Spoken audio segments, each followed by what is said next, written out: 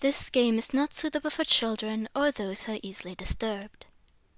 Individuals suffering from anxiety or depression may have a safe experience playing this game. For content warnings, please visit the official website. By playing Doki Doki Literature Club, you agree that you are at least 13 years of age and you consent to your exposure of highly disturbing content.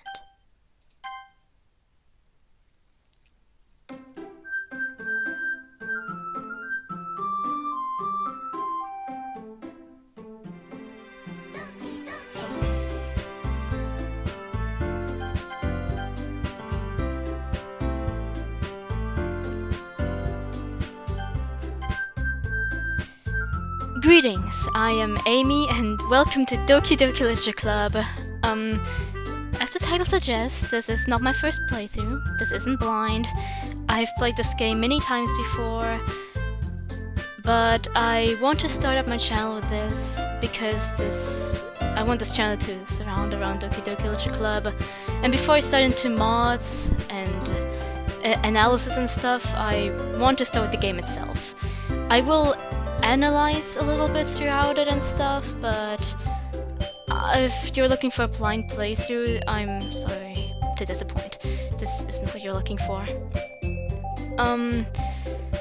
But yeah, I will analyze a little bit throughout it, although I'll most likely analyze after the scene is done, because I want to play the scenes completely most of the time. And I'm sorry for the bad mic quality. Maybe I'll improve at some point, but yeah. I'm also sorry if I cough or something, or if I struggle with the voices, or if I stammer. It's like normal for me to do that.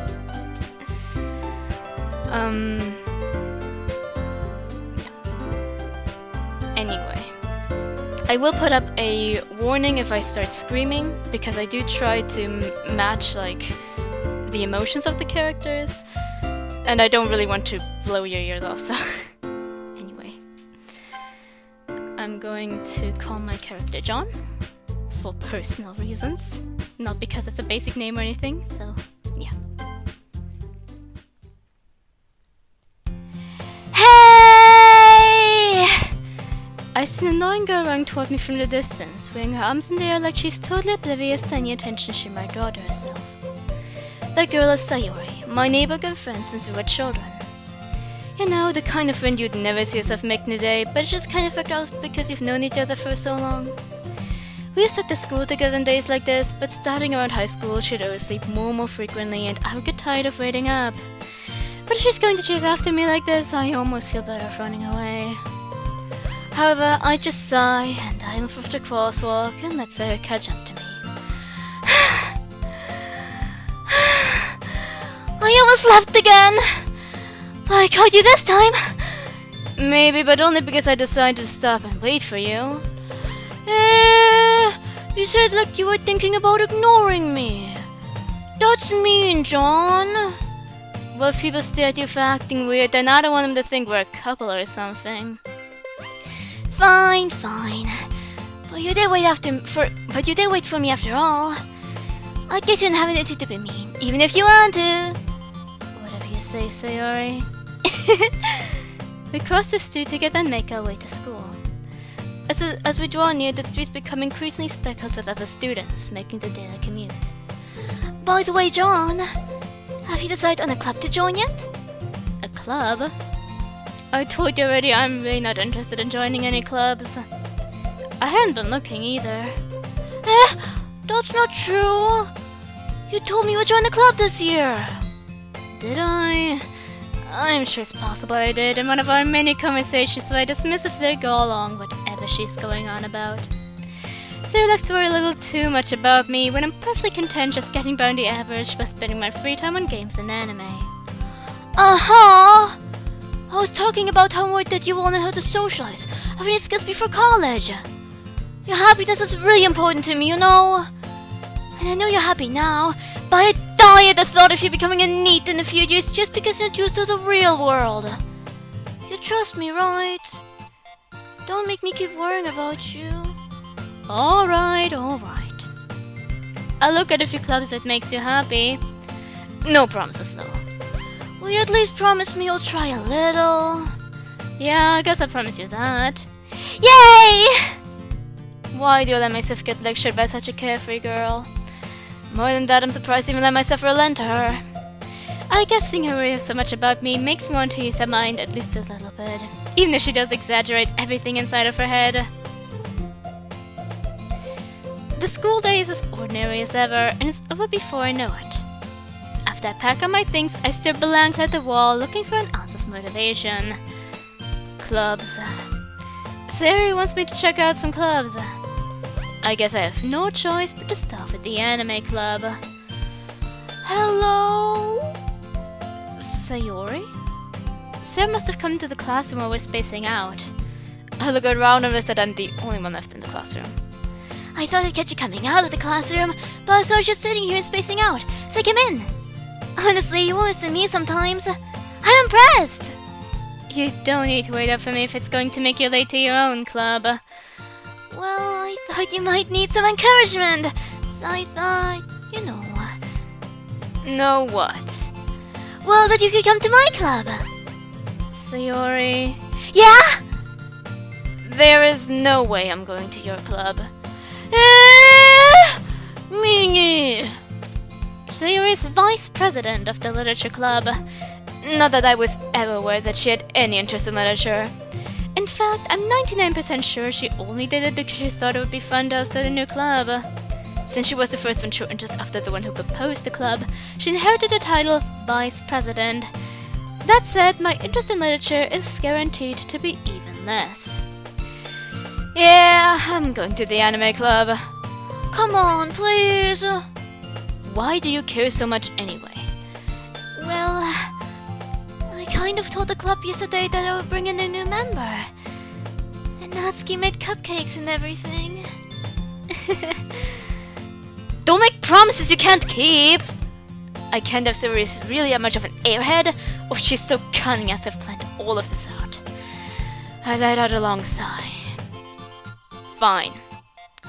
Stop by for a cupcake, okay? Yes!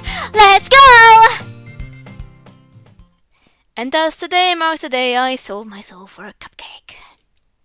I dejectedly followed Sarah across the school and upstairs, a section of the school I rarely visit, being generally used for third-year classes and activities. Sayori, full of energy, swings open the classroom door. Everyone! The new member is here! I told you, don't call me a new member! Eh? I glance around the room. Welcome to the Literature Club. It's a pleasure meeting you. Sayori always says nice things about you. Seriously? You brought a boy? Way to kill the atmosphere!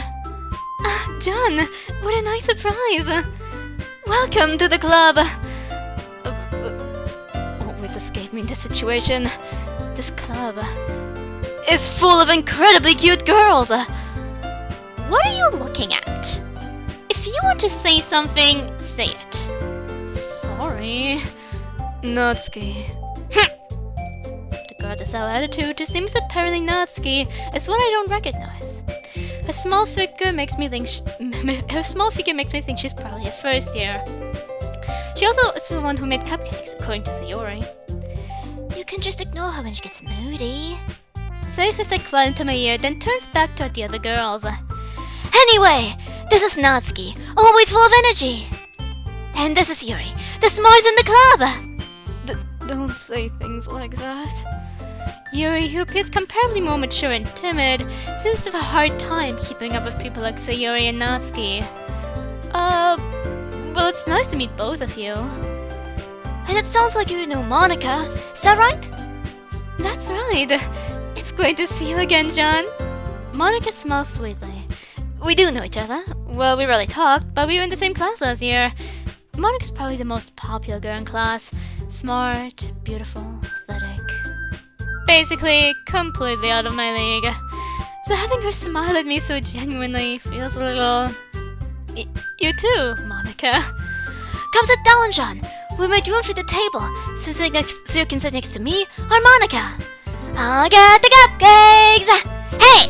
I made them, I'll get them! Sorry, I got a little too excited. Then how about I make some tea as well?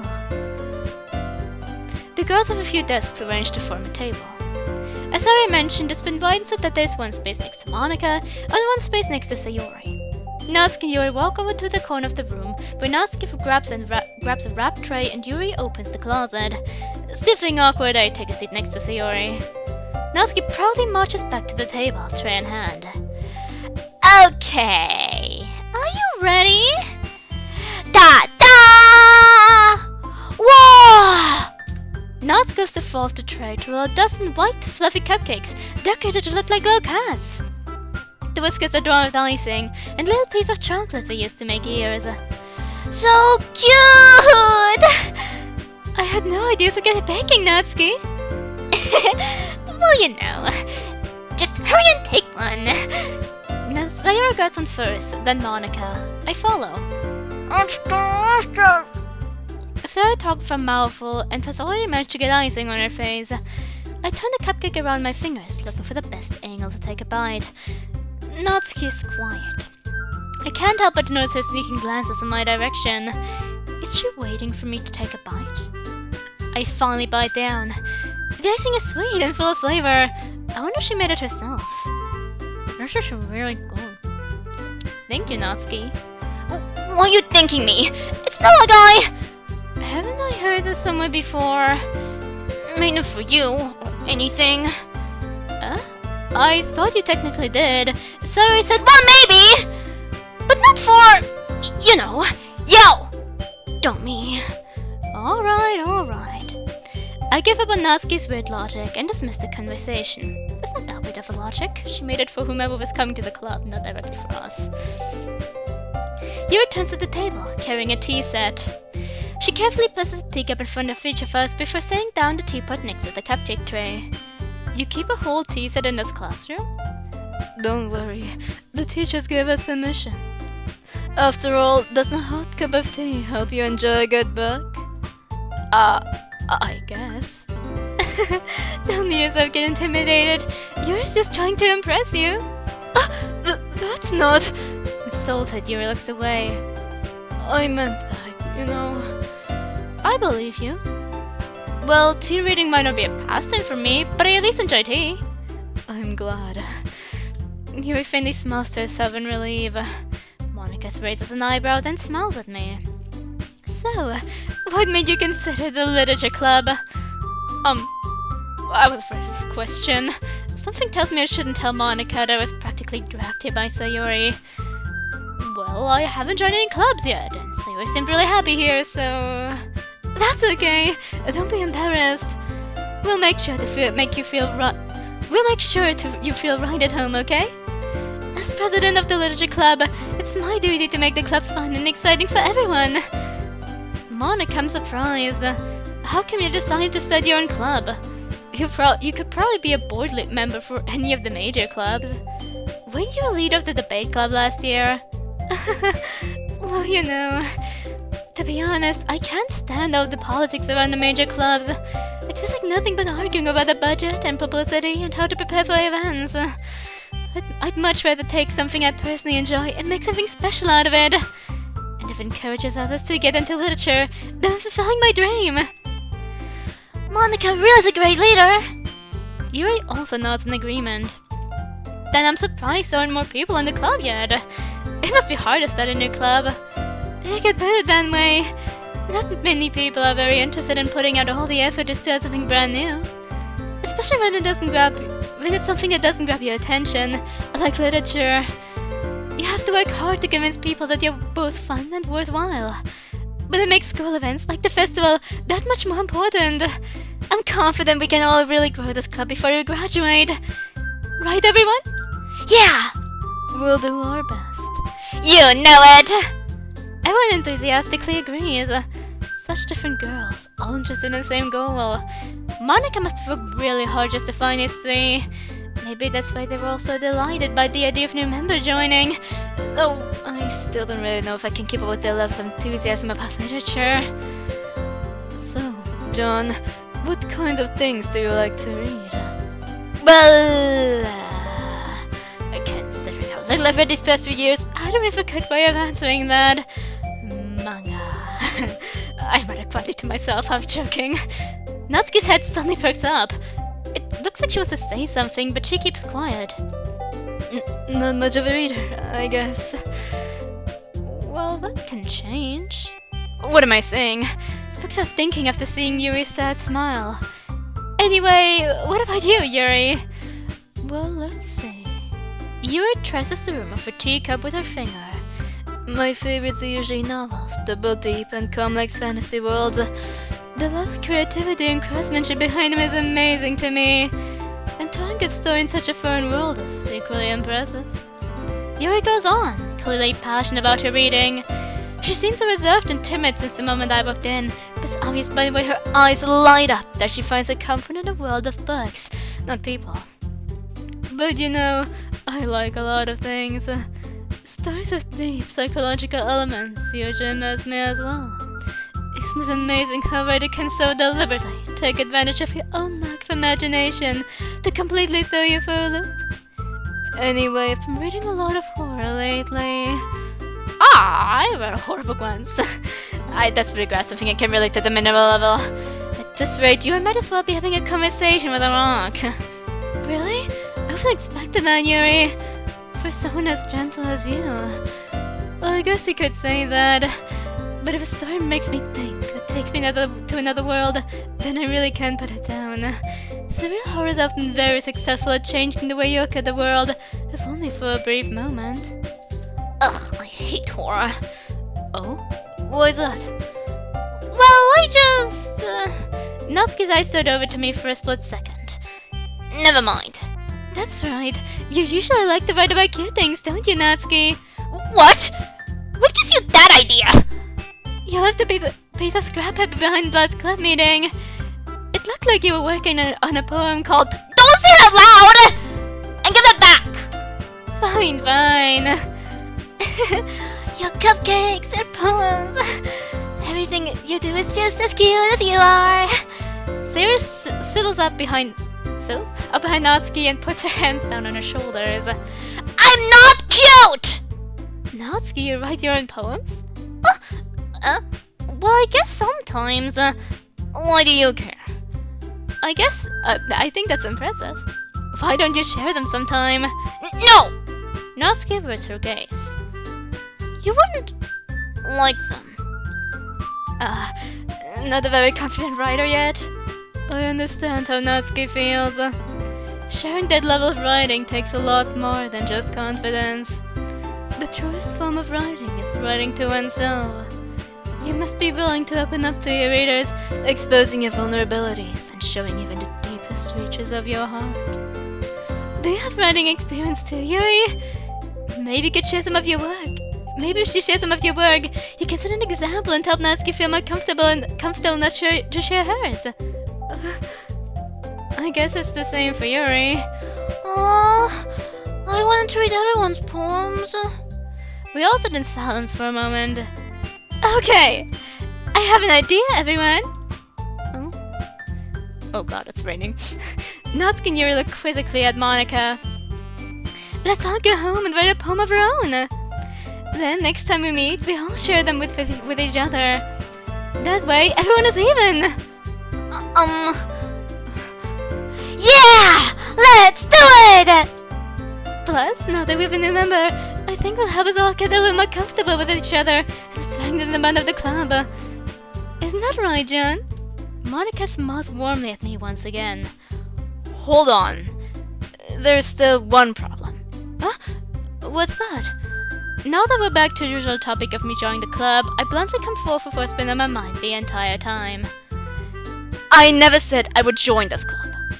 Sarah may have convinced me to stop by, but I never made any decision. I still have the clubs to look at and... I lose my train of thought. All three girls stood back at me with dejected eyes. But... I'm sorry, I thought... John... You all... I'm defenseless against these girls. Yeah, they're guilt-tripping. How am I supposed to make a clear-headed decision when it's like this? It is if writing poems is the price I need to pay in order to spend every day with these beautiful girls. Right. Okay, I've decided then. I'll join the literature club. One by one, the girls' eyes light up. Yes! I'm so happy! Sayori wraps her arms around me, jumping up and down. Hey! You really did scare me for a moment. If you really just came for the cupcakes, I would be super pissed. Then that makes it official. Welcome to the literature club. Thanks, I guess. Okay, everyone. I think with that, we can officially end today's meeting on a good note. Everyone remember tonight's assignment. Write a poem to bring to the next meeting so we can all share. Monika looks over at me once more. Oh. John, I look forward to seeing how you express yourself. Yeah. Can I really impress the class star Monika for mediocre writing skills? Oh, I feel anxiety welling up inside me. Meanwhile, the girls continue to chit-chat as Yuri and Natsuki clean up their food. Hey John, since we're already here, do you want to walk home together?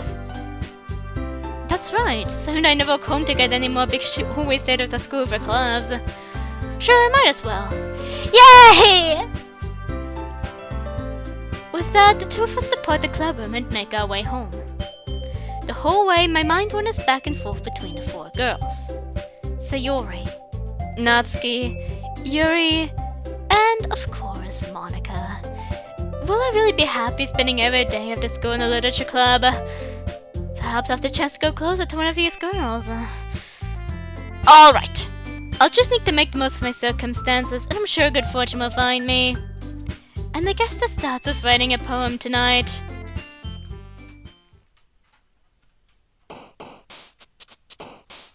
It's time to write a poem. Pick what you think your favorite club member will like. Something good might happen with whoever likes your poem the most. Save here. I hope the rain isn't too loud. Anyway, I think for this one we're going to go with Natsuki. And to be honest, Natsuki used to be my least favorite, but by now I think her route is honestly my favorite. I don't know why. I'm not even that big of a fan of tsunderes, but like, I don't know. I like Natsuki, I guess. Playground. Socks. Blanket.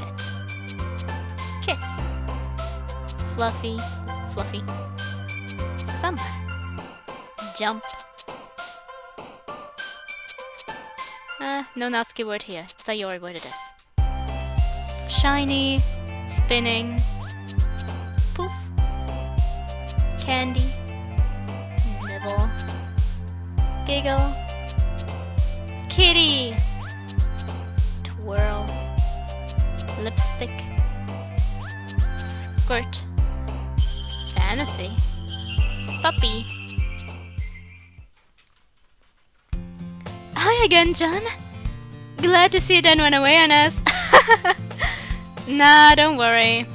This might be a little strange for me, but I at least keep my word. Well, I'm back at the literature club. I was the last to come in, so everyone else is already hanging out. Thanks for keeping your promise, John. I hope this isn't too overwhelming of a commitment for you. Making you that wet dive hat for in the literature when you're not accustomed to it. Oh, come on! Like you deserve any slack. Sarah told me you didn't want to join any clubs this year. And last year too. I don't know if you plan just to come here and hang out or what. But if you don't take it seriously, then you won't see the end of it. Natsuki, you sound a big mouth for someone who keeps a manga collection in the club room. Natsuki finds herself stuck between saying Monika and manga. Manga is literature! I agree. Swiftly defeated, Natsuki plops back into her seat. Don't worry, guys. John always gives it his best as long as he's having fun. He helps me with busy work without me even asking. Like cooking, cleaning my room. How dependable.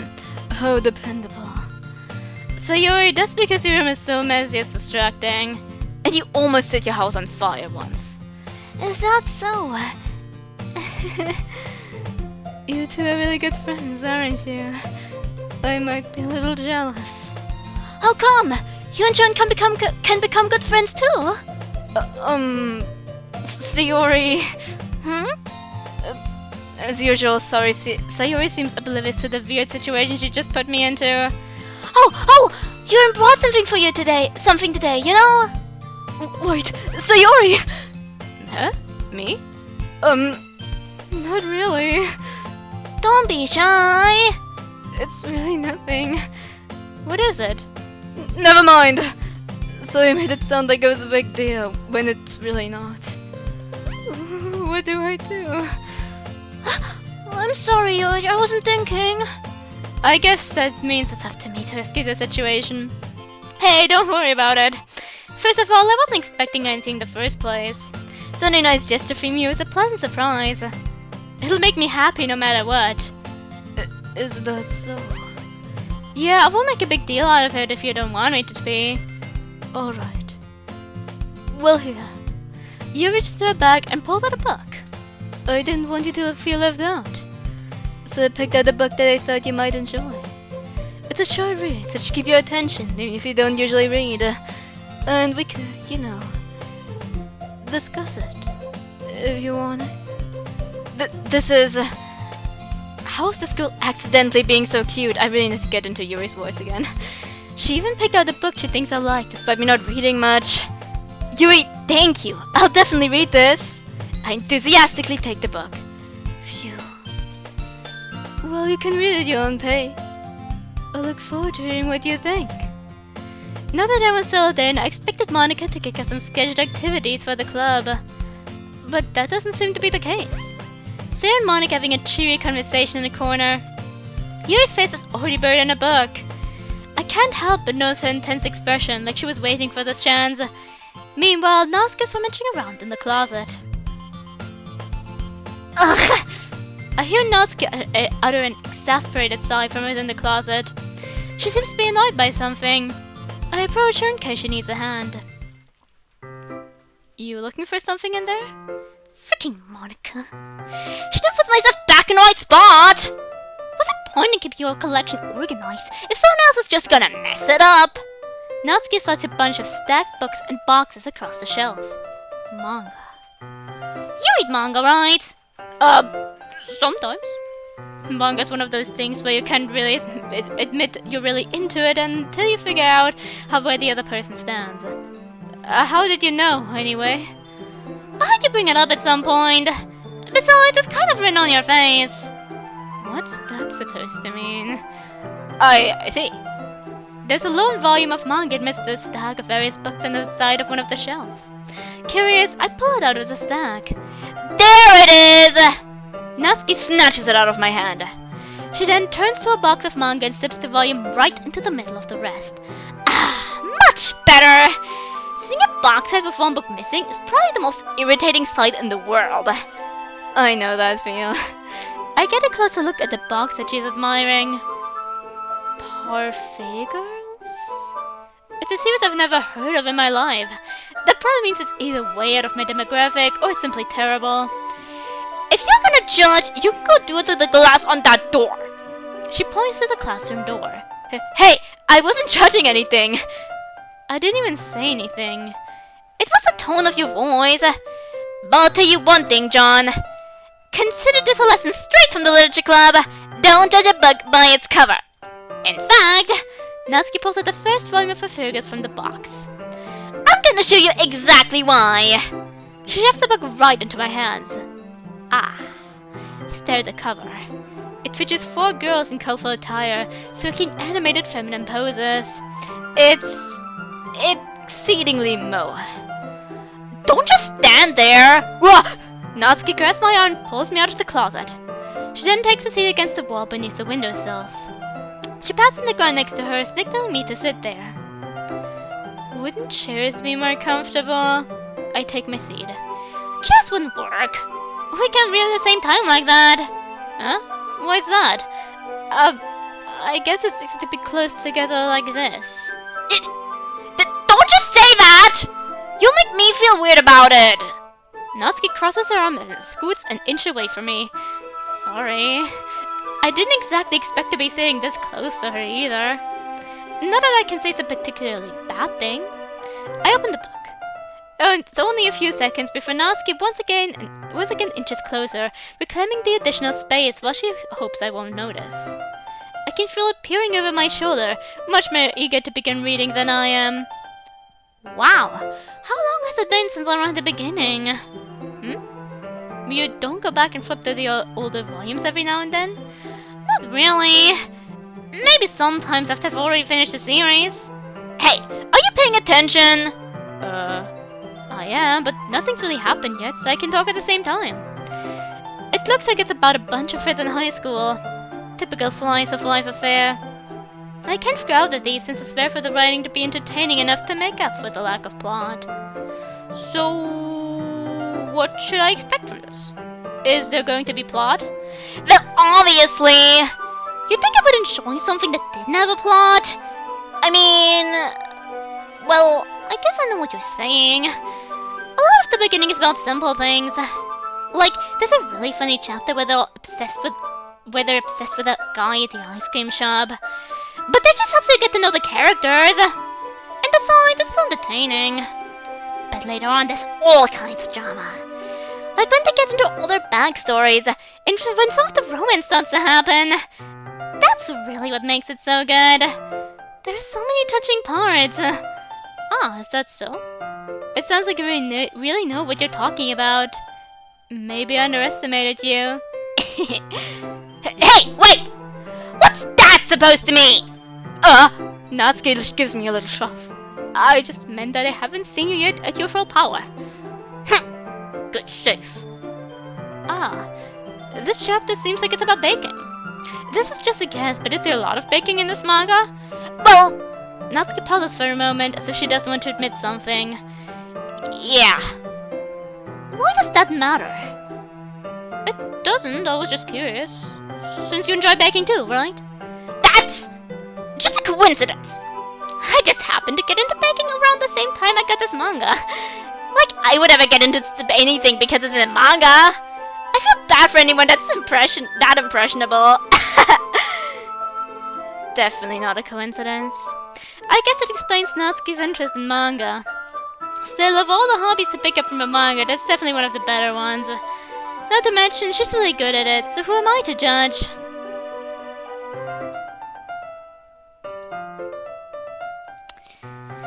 Read on for a few more minutes. Got some paper here. I finished a couple chapters at this point. Are you sure this isn't boring for you? It's not! Even though you're just watching me read. Well, I'm fine with that. If you say so. I guess it's fun sharing something you like with someone else. I always get excited when I convince any of my friends to pick up a series I enjoy. You know what I mean? Huh? You don't? That's not... Well, I wouldn't really know. Don't you share your manga with your friends? Could you not rub it in? Jeez. Sorry. Like I could ever get my friends to read this. They just think manga's for kids. I can't even bring it up without them being all like, you still haven't grown out of that yet? It makes me want to punch them in the face. Ugh, I know those kind of people. Honestly, it takes a lot of effort to find friends who don't judge, much less friends who are also into it. I'm already kind of a loser, so I guess I gravitated towards the other losers over time. But it's probably harder for someone like you. Yeah, that's pretty accurate. Wait, which part? I mean, I feel like I can't even keep it in my own room. I don't even know what my dad would do if he found this. At least it's safer in the club room. Except Monika was kind of a jerk about it. Ugh, I just can't win, can I? Well, it paid off in the end, didn't it? I mean, here I am, reading it. Well, it's not like that solves any of my problems.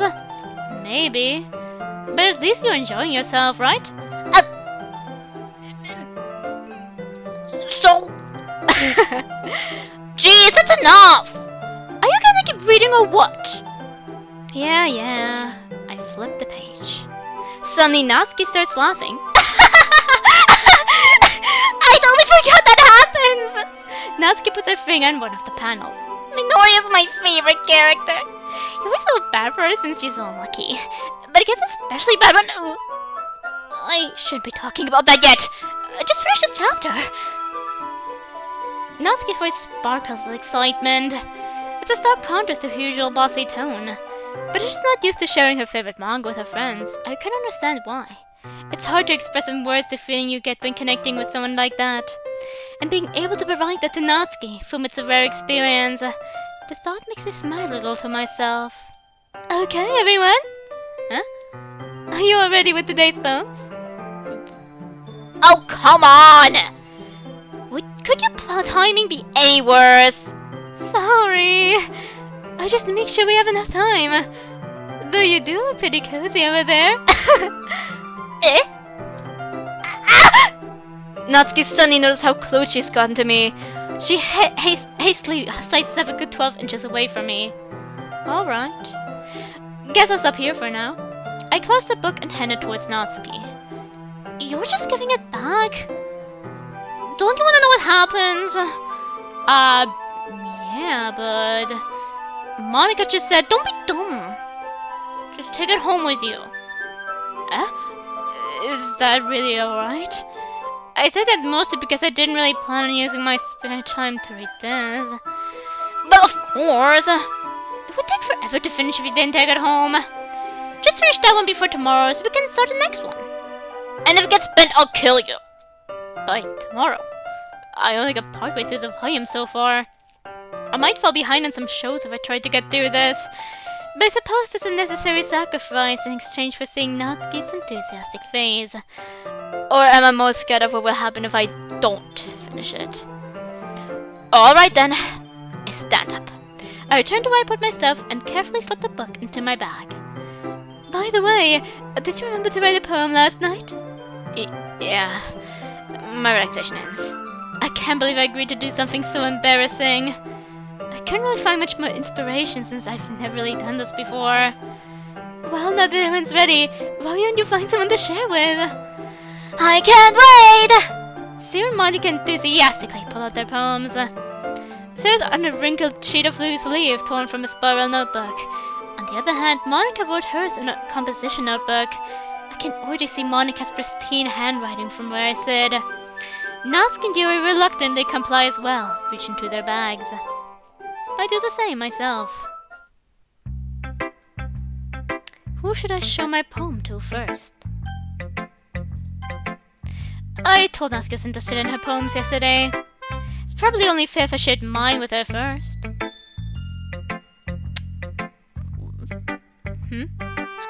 Okay, well, let's start the things I don't like. First of all, Natsuki reads my poem. Never mind. I don't feel like giving you my opinion. That was the point of sharing in the first place. I wrote this when I could have been doing other things, you know? In fact, remember how I said I wanted to read your poems? That's why I had mind when writing this. I want to help you feel comfortable enough to share yours. Like Monika said. Well, it would be more comfortable sharing my poem if yours was really bad. You were supposed to show me some dumb poem make me go, ha, well it's not that great, but let me show you what real literature looks like. And you went and ruined it. I hope you're happy. So, in other words, you're saying you liked it? Natsuki's retort gets caught in her throat. You don't understand anything, do you? I already told you that. You don't have to go announcing it to the world like you're also important. Pretty sure you never actually said that. I say that mostly to myself. Natsuki must really hate me or something. I can't figure out if it's a win or a loss that she liked my poem. It's a win. In any case, you still need to show me yours, right? Fine, I guess. Only because Monika will make me if I don't. Eagles can fly. Monkeys can climb. Crickets can leap. Horses can race. Owls can seek. Cheetahs can run. Eagles can fly. People can try, but that's about it. I actually really like this poem personally. I write more like Yuri, but I honestly think that poems like these are harder to write. I don't know, I'm just not good with like a rhythm and stuff and like with rhyming. So honestly, I think her poems are, to me, more impressive. And I don't know why, but I really like the way she conveys her messages. I don't know. Maybe I'm just a sucker for simple writing, even if I'm not good at it myself. Yeah. I told you that you weren't gonna like it. I like it. What? Just be honest! I am. Why are you so convinced that I wouldn't like it? Well, because! Everyone in school thinks that writing has to be all sophisticated and stuff, so people don't even take my writing seriously. But isn't the point of poems for people to express themselves? Your writing style would make your message and less valid. Yes, exactly! I like when it's easy to read, but it hits you hard. Like in this poem. Seeing everyone around you do great things can be really disheartening, so I decided to write about it. Yeah, I understand. But the other nice thing about simple writing is that it puts more weight on the wordplay. Like I said for a rhyme at the end, but that made it fall flat on purpose. It helped bring out the feeling in the last line. So you did. I guess more went into it than I realized. That's what it means to be a pro! I'm glad you learned something. Didn't expect it from the youngest one here, did you? Yeah, guess not. I decided to humor that last comment. I don't really care how old everyone is, but if Natsuki's feeling proud, then it won't take that away from her.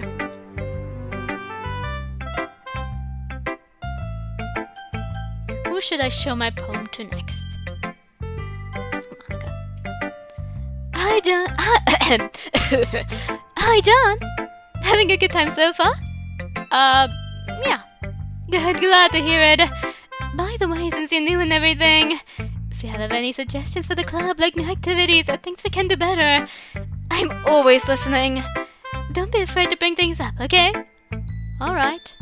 I'll keep that in mind. Of course I'll be afraid to bring things up. I'm much better off just going with the flow until I'm more settled in. Anyway, want to show you a poem with me? It's kind of embarrassing, but I guess I have to. Don't worry, John. We're all a little embarrassed today, you know?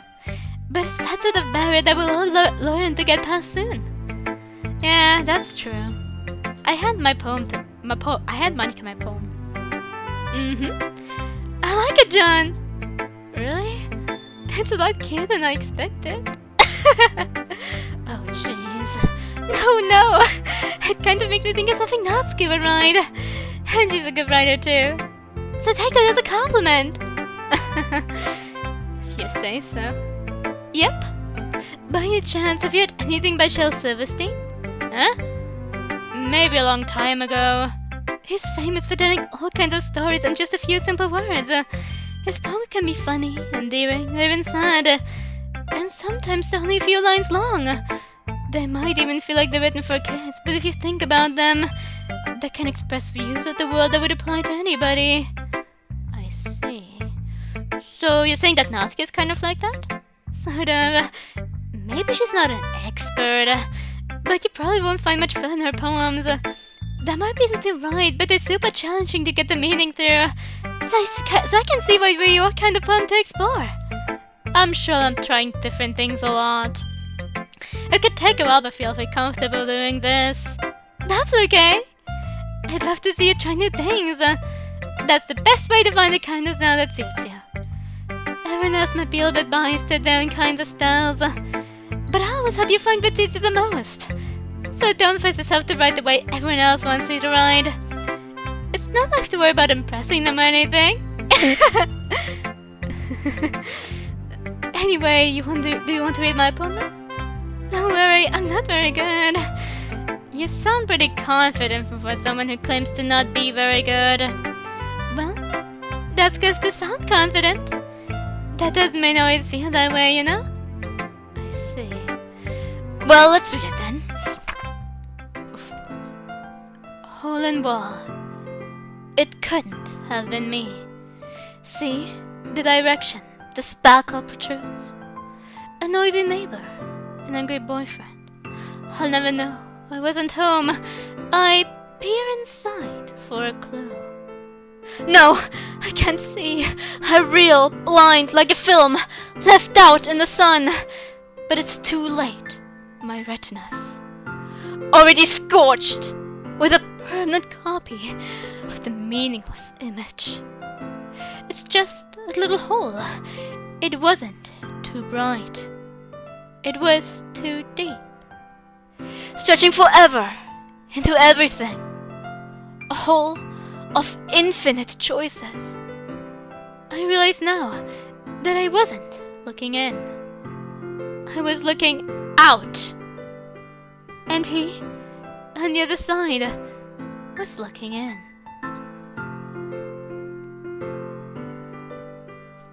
This is like the first hint that she's self-aware. Like she's writing about her realization of being in the game. Also, notice how there's a piano in the background? It makes me wonder if the game didn't even give her like a theme or if she replaced the theme with piano. Because it does have a few notes off, my friend said, and he plays piano, so I'll trust his opinion more.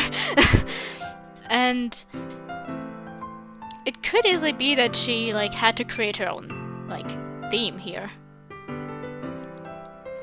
Sorry. So, what do you think?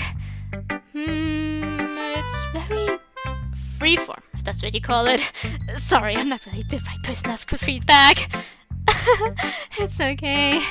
Yeah, that kind of stuff's gotten pretty popular nowadays. Nowadays, a lot of poems have been putting emphasis on the timing between words and lines. When performed out loud, it can be really powerful. What was the inspiration behind this one? Well, I'm not sure if I know how to put it. I guess you could say I had some kind of epiphany recently. It's been influencing my poems a bit. An epiphany. Yeah, something like that. I'm kind of nervous to talk about deep stuff like that because it's kind of coming on strongly. Maybe after everyone's better friends with each other.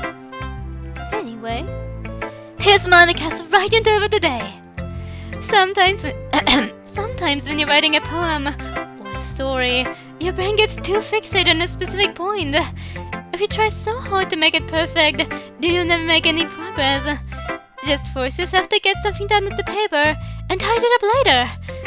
Another way to think about it is this.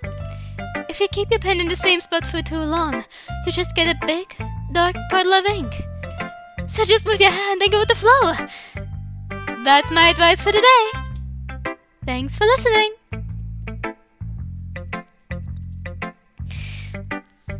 This advice will be very handy because she oftentimes also uses in her poems like as a metaphor for coding. And also something I've been wondering, she brings up multiple times how we should experiment with our poetry style. And I wonder if that's because she knows that if we keep writing poems for someone else, we won't be going down someone's road entirely, which will most likely limit our chances of like getting a girlfriend. So I wonder if she's just trying to cut herself some more time there, or if she just really wants to see us try new things. I don't know, but I think the former is more likely, that she's trying to buy herself time to make her own route. So, who should I show my poem to next? This is a good poem, John. Are you sure it's your first time? Of course. It's not that good.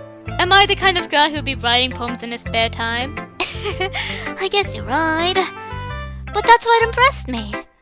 Well, to be honest, I was afraid you wouldn't do it seriously. Or that you wouldn't write one at all. I'm really happy just that you wrote one. It just reminds me of how you're really part of the club now. Not to mention the fact I'm standing in front of you in the club room. Well, of course.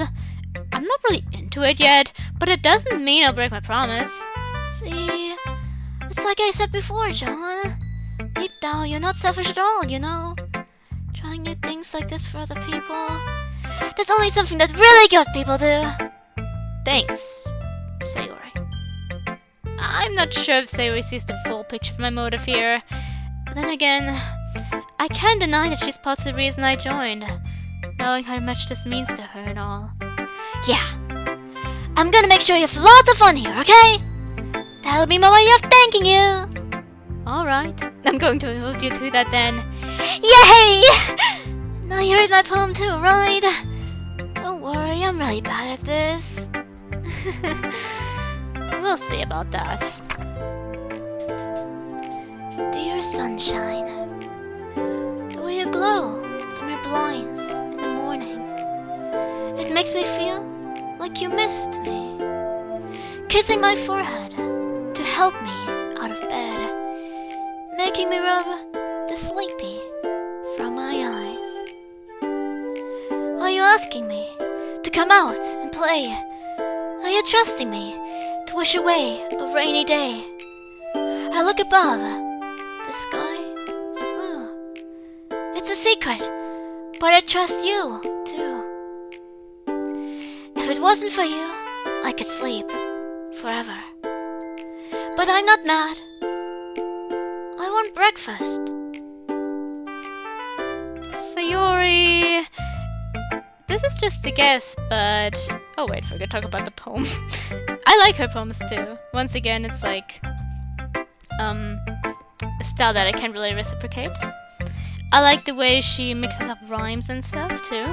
And this poem already has a lot of hints towards her depression too.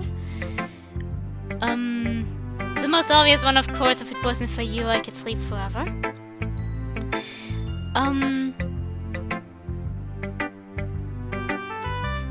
I wanted to say something more, but I forgot. But yeah, it sometimes annoys when people see it as like the poem that's supposed to just be cute, because it really has a lot of meaning, especially like how much she's happy that he's now in the club and how it somewhat motivates her a bit more. This is just a guess, but did you wait until this morning to write this? No! Just a little bit. You can answer just a little bit to a yes or no question.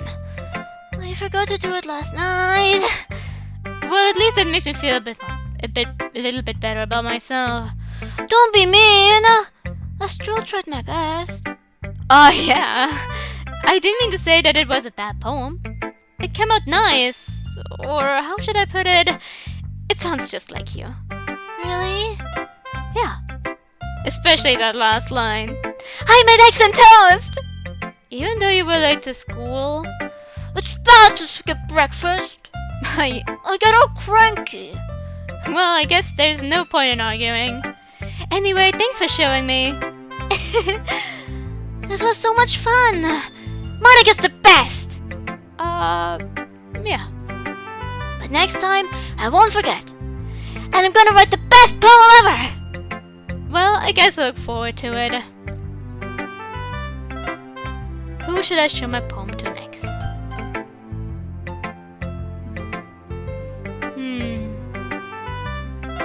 Yuri stares at the poem. A minute passes, more enough time for to finish reading. Sorry. I forgot to start speaking. It's fine, don't force yourself. I'm not. I just need to put my thoughts into words. Hold on. Okay. This is your first time writing a poem, right? Yeah. Why do you ask? I'm just making sure. I guessed that it might be after reading through it. Ah, so it's that bad. No! Did I just raise my voice? Oh, I'm so sorry. Yuri buries her face in her hands. I can't help but notice that it's been several minutes and we really haven't gotten anywhere. It might take you a while to get used to new people. It's fine, I really didn't notice. What were you saying? Right, it's just that there's specific writing habits that are usually typical of new writers. And having been through that myself, I kind of learned to pick up on them. I think the most noticeable thing I recognize in new writers is that they try to make their style very deliberate. In other words, they tend to pick a writing style separate from the topic matter, and they form fit the two together. The end result is that both the style and expressiveness are weakened. Once Yuri finds a train of thought, it's as if her demeanor totally changes. Her stammer is completely gone and she sounds like an expert. Of course, that's not something you can be blamed for. There are so many different skills and techniques that go into writing even a simple poem. Not just finding them and building them, but getting them to work together is probably the most challenging part. It might take you some time, but it all comes with practice and learning by example and trying new things. I also hope that everyone else in the club gives you valuable feedback. Natsuki can be a bit biased though. I have analyzed this a little bit, and Yuri is at least as biased as Natsuki. At least. Biased? How? Well, never mind. I shouldn't be talking about people like that. Sorry. It's fine.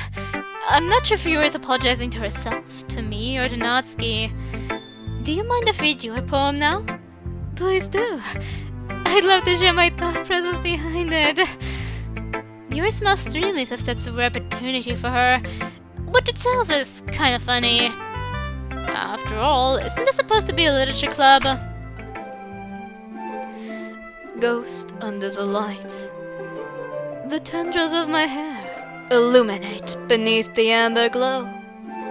Bathing. It must be this one.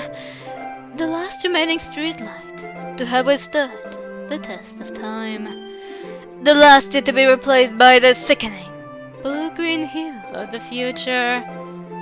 I bathe, calm, breathing air of the present, but living in the past. The light flickers. I flicker back. Yeah, this is more like my writing style, but my handwriting is more like Sayori's. Something that like bothers me a little bit is that they fixed it in the plus version, but right here the T is small, even though that's really clearly a dot. They made a mistake here, and with Yuri's character, who would probably be next to Monika the one who cares most about grammar.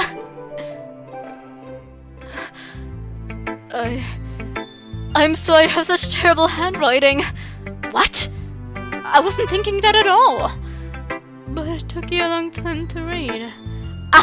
Well, I just don't read script very often. I actually think your handwriting's pretty.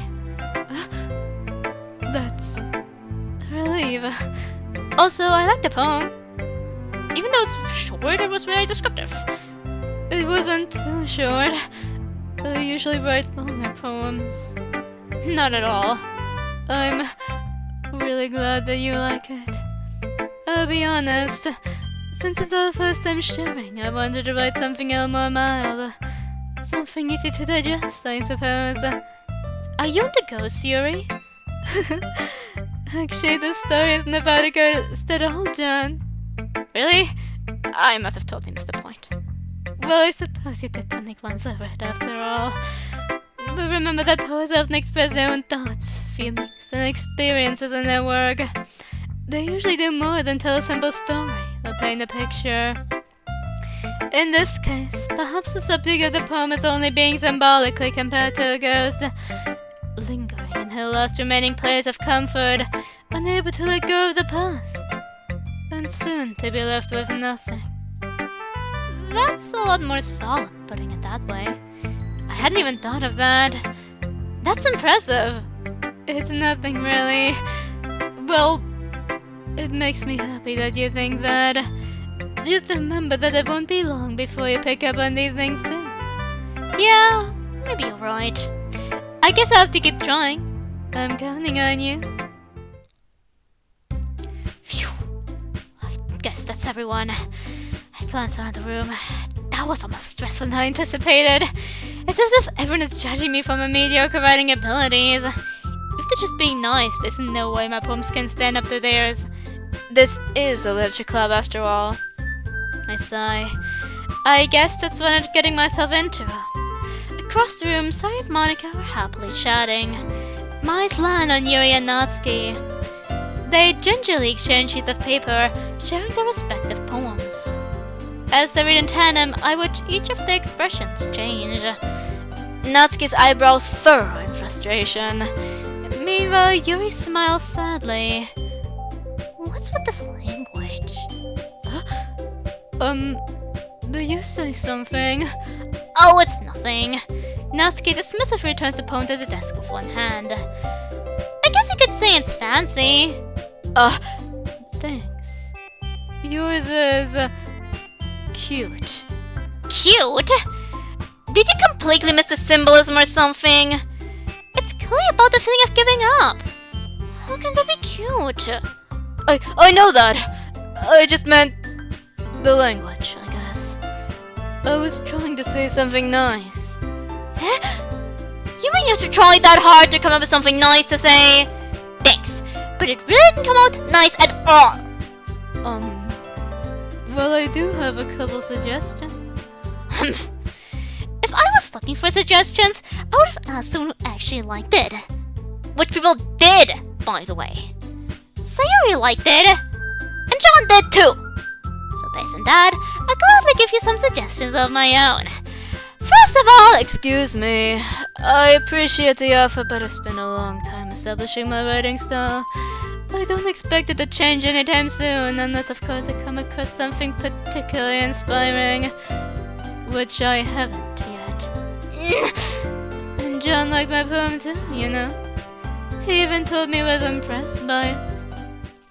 Natsuki suddenly stands up. oh, I didn't realize you were so invested in trying to impress our new member, Yuri. That's not what you just... Yuri stands up as well. Maybe you're just jealous that John appreciates my advice more than he appreciated yours. Ha! And how do you know I didn't appreciate my advice more? Are you that full of yourself? No.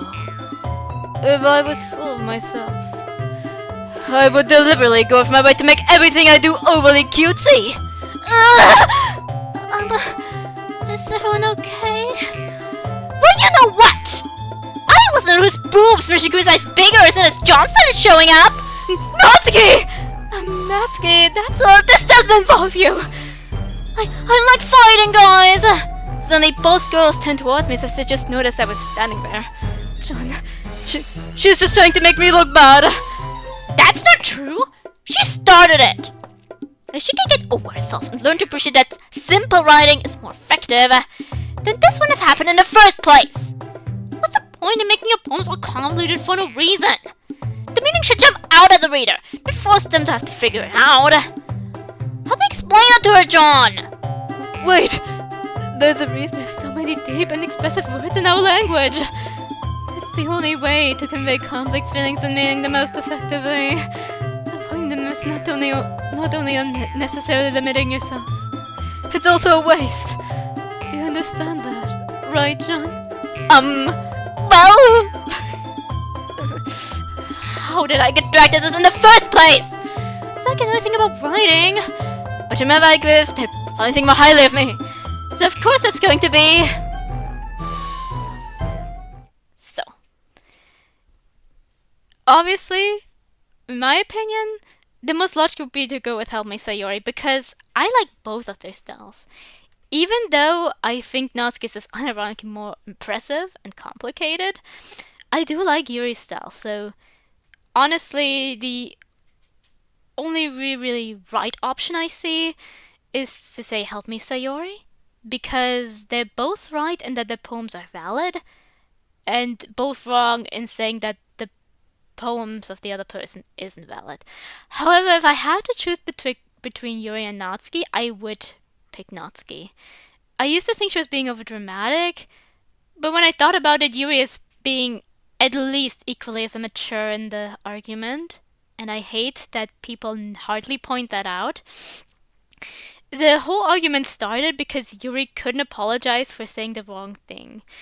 And like, you could say, what's wrong about saying that a poem is cute? But when you think about it, Natsuki is right to say, like, what basically happened is Natsuki gave her a poem, and the poem read, "I'm really insecure and I feel like I'll never be good enough," and Yuri's response to that was, "That's cute."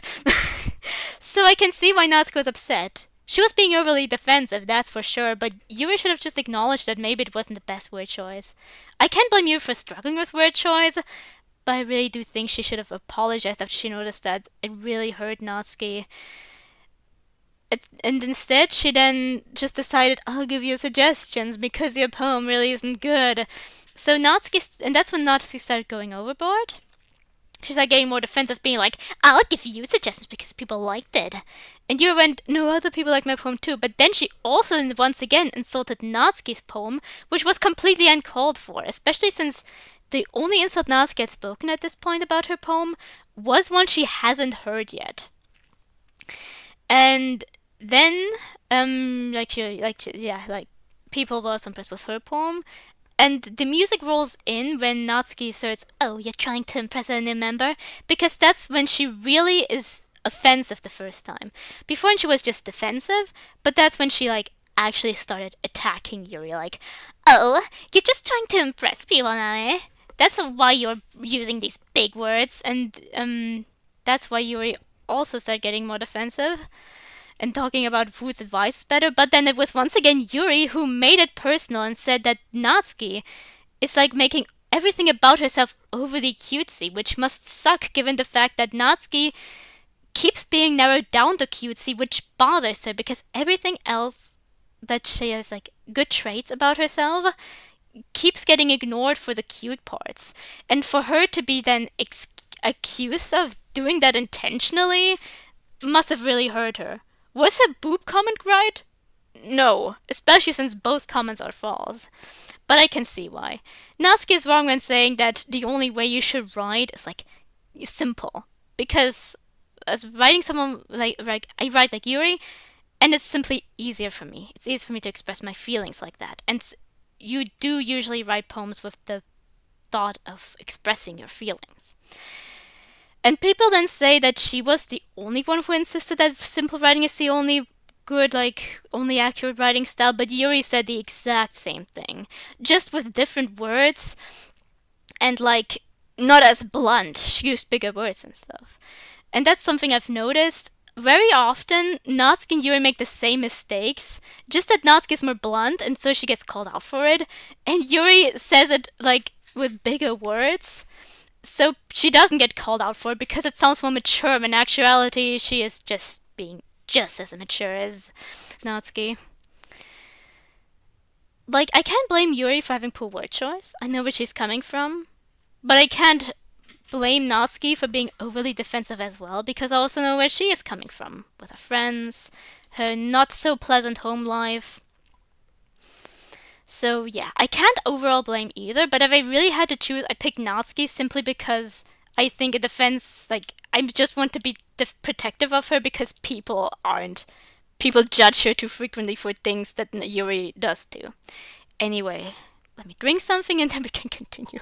I'm sorry for this long rant, but it's always, during this argument, people always hit on Natsuki, even though Yuri is also saying pretty, nasty things.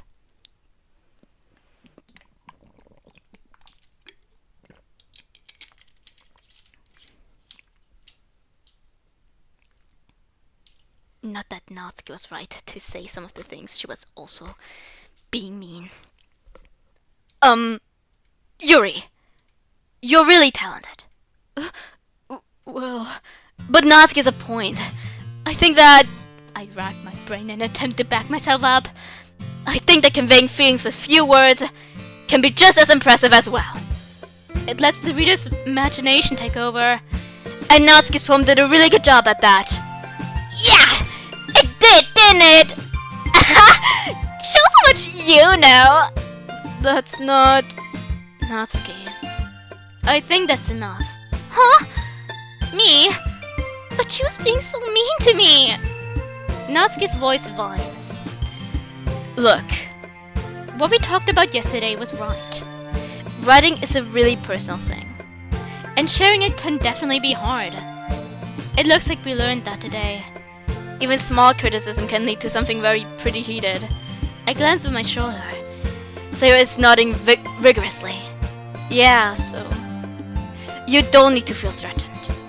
You're a great writer, Natsuki. Natsuki's voice gets caught in surprise. Thanks for noticing.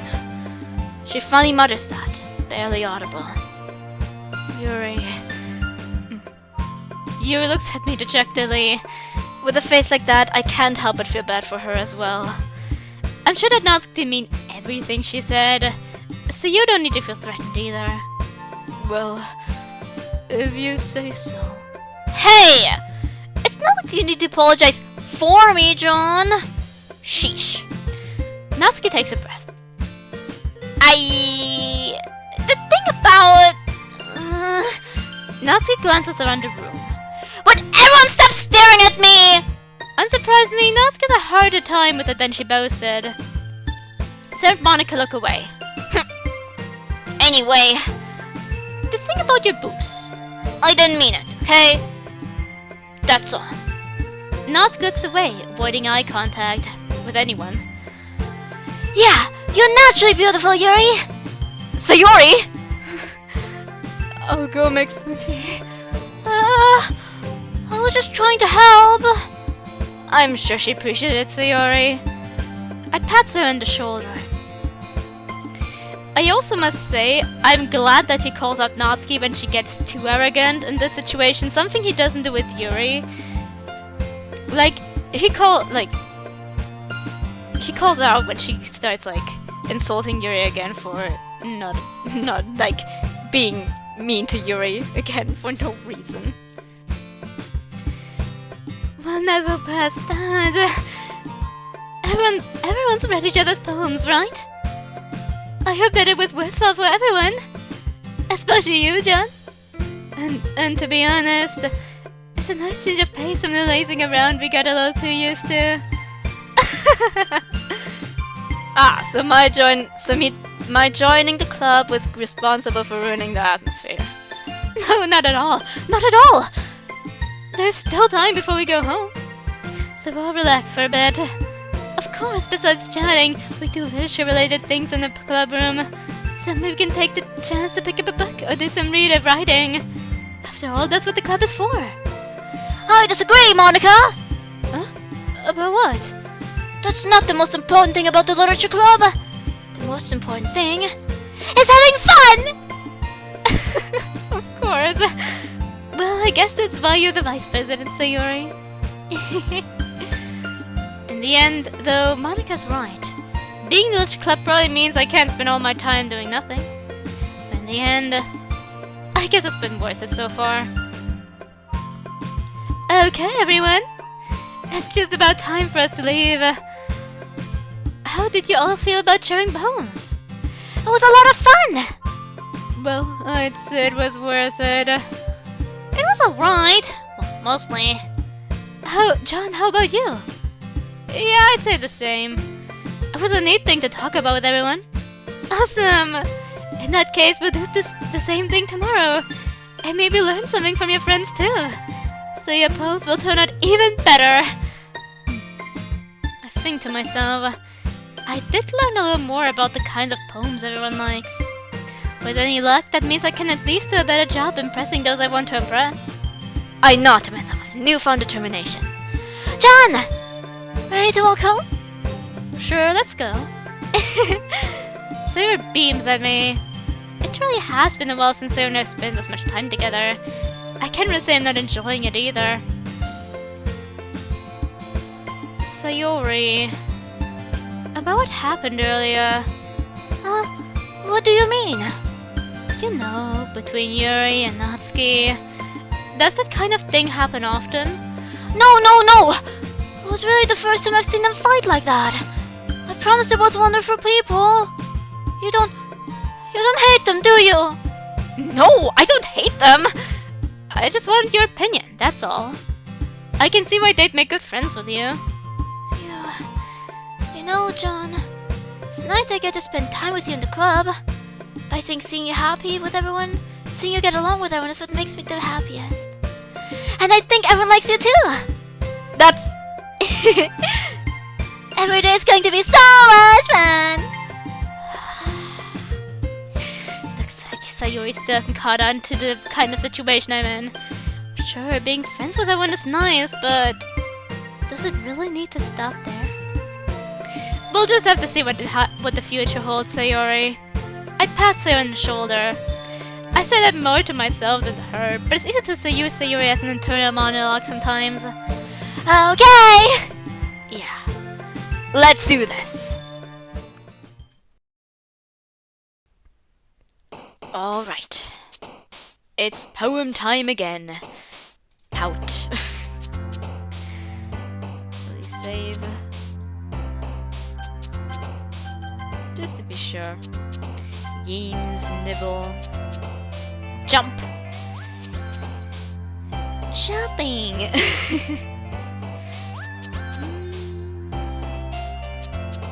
Whistle. There we go. I almost thought there wasn't a Natsuki. Parfait!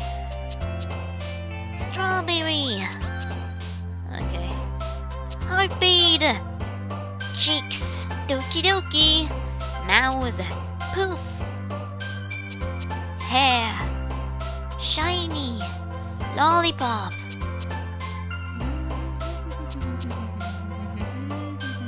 Okay. No Natsuki word here, so we'll go with Sayori word. Marriage. I'm gonna see if I can maybe get full Natsuki on the final poem. Lipstick. Skipping. Fluffy. Another day passes and it's time for the club meeting already. I've gotten a little more comfortable here with the past couple days. Entering the club room, the usual scene greets me. Hi, John. Yo, Sayori. Looks like you're in a good mood today. I'm just still not used to you being in the club, that's all. I see. That's a pretty simple thing to get you in a good mood. But I guess it's always the simple things with you anyway. Speaking of which, I'm kinda hungry. Will you come with me to buy a snack? No thanks. That's not like you at all! I have my reasons. Why don't we take a look at your purse, Sayori? Why that? All of a sudden? No reason, really. I just wanted to look at it. Sayori nervously retrieves her coin purse, genau. She fumbles with the latch and gets it open. Then she turns it upside down and lets its contents spill into the desk. Only 2 small coins fall out. I knew it. I can see right through you, Sayori. That's not fair! How did you even know? It's simple. If you had enough money in the first place, you would have bought a snack before coming to the club room.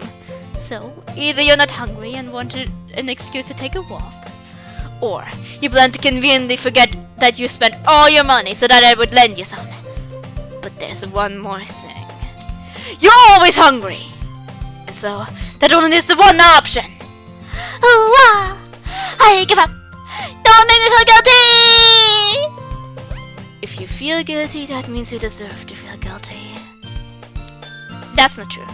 Many people feel guilty for things they don't really need to feel guilty about. Sayori should feel guilty about trying to manipulate us, but she probably feels guilty about a lot of things that she doesn't need to feel guilty about, so yeah. Yuri suddenly giggles. Huh? I didn't know that she was listening in. Her face is in a book, as always. I wasn't listening or anything. It was just something in my book.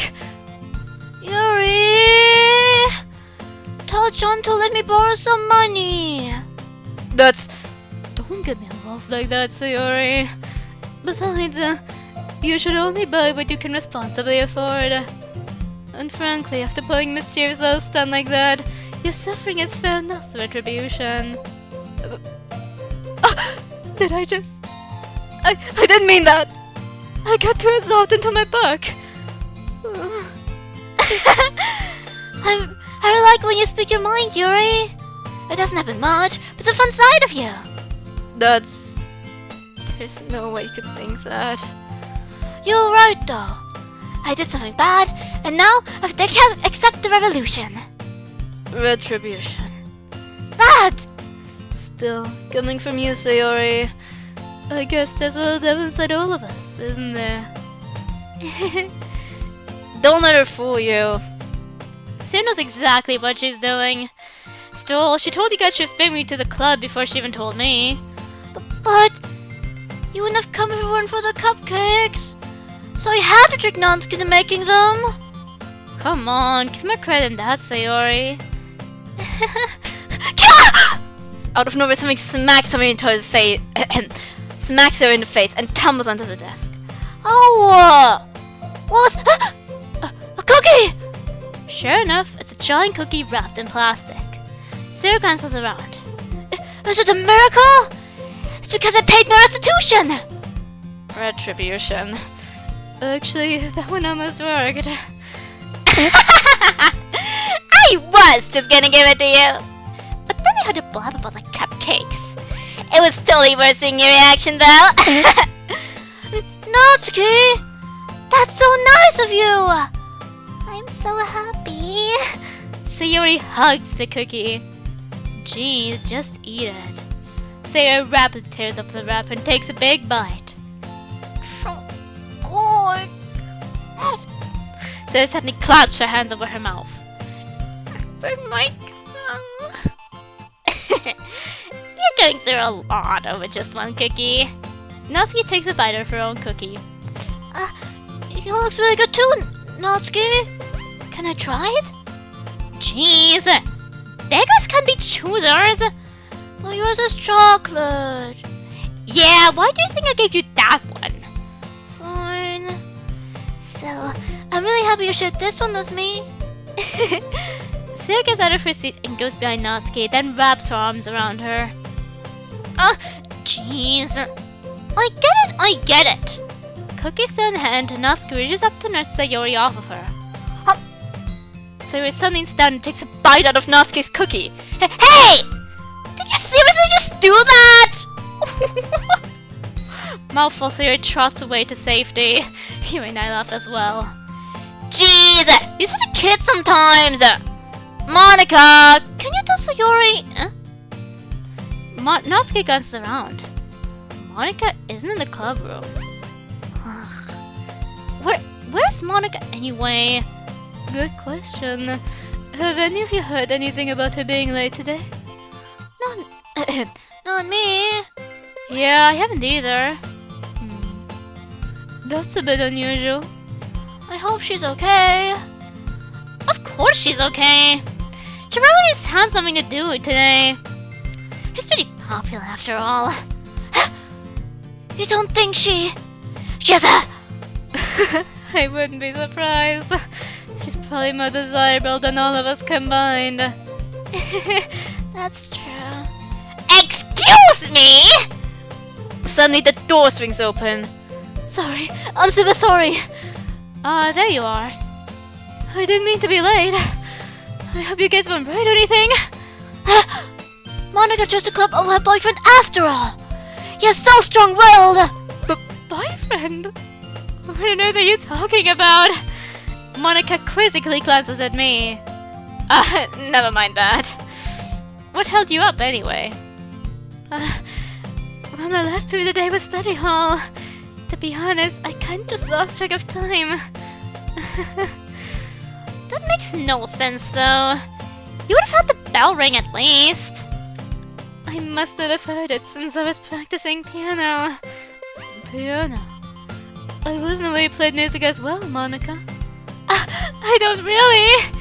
I kinda just started recently. I've always wanted to learn piano. That's so cool! You should play something for us. You should play something for us, Monika. That's... Monika looks at me. Maybe once I get a little better, I will. Yay! That sounds cool. I'd also look forward to it. Is that so? In that case, I will need you down, John. Monika smiles sweetly. I didn't mean any pressure or anything like that. Don't worry. I've been practicing a whole lot recently, and I'd really love the chance to share it once I'm ready. I see. In that case, best of luck. Thanks. So, I didn't miss anything, did I? Not really. I chose to leave out Miss Sayori's mischievous escapade. I'm sure Natsuki will end up complaining to her anyway. It looks like everyone has already settled down. Sirius has already finished her entire cookie. Yuri's back to her book, and Natsuki disappeared into the closet. It's not long before Natsuki comes up to me, expectantly. Yeah. Don't worry, I kept my promise. I pull out the first volume of Buffet Girls from my bag. Natsuki takes it from my hands, then quickly turns it over, presumably to check for wrinkles. Hey, I'm not that careless. I had manga all the time, you know. I just want to make sure. Can you blame me for being paranoid? I don't give people my manga every day, you know. That's true. I don't blame you. Well, anyway, let me put this one back. I'm gonna get the next one, okay? Natsuki makes her way to the closet. I follow. So you're gonna tell me everything you thought, right? Where does volume leave off again? I forgot. The chapter ended when Minori and Alice found Monika! Natsuki's voice resonates out from within the closet. I peer inside. All of Natsuki's books are lined up on the top shelf. Did you move my manga again? Sorry. The teacher got mad at me for taking up so much space in the closet. So I had to move some stuff around and clean up a little bit. It's all still there. I just had to organize it a bit. Ugh. The top shelf is far above Natsuki's head. She makes a futile hop, trying to figure out how to reach her manga. Jeez. This is so inconvenient. I'm moving this all back down. There's plenty of room on these shelves. And besides, they're really pretty to look at when they're all lined up. Why would you waste it on the top shelf? Natsuki, there's a stool on the wall right there. In the closet, there's a collapsible stool that's hanging on the wall. If you want, I can reach up there and hand them to you. I can get them myself! Natsuki grabs the stool from the wall and then folds it.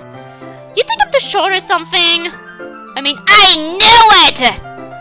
Well, you know what? Just watch me! Natsuki hops onto the stool, which ends up being a little wobbly because of its collapsible design. Careful. I know what I'm doing! Standing on the stool, Natsuki's fingertips reach the top shelf. The stool would be enough for me to easily grab the books, but Natsuki's being stubborn as usual.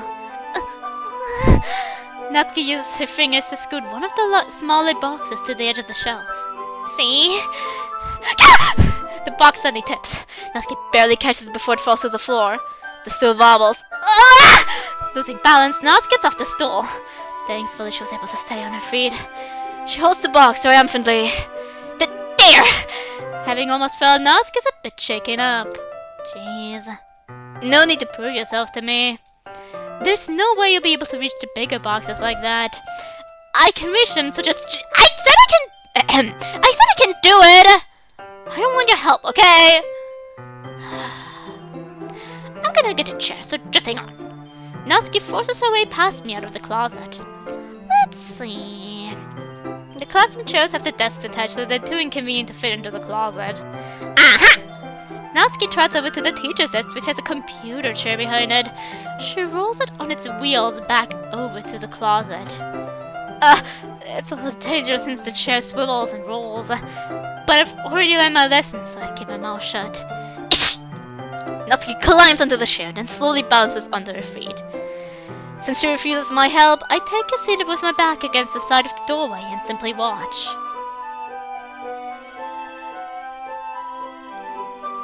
Aha! There we go! See, I can easily do it now. Natsuki grabs a stack of manga and bends down to put it on the shelf below. The chair swivels. Natsuki catches herself on the shelf. What are you doing? Can you at least hold the chair steady instead of sitting and doing nothing?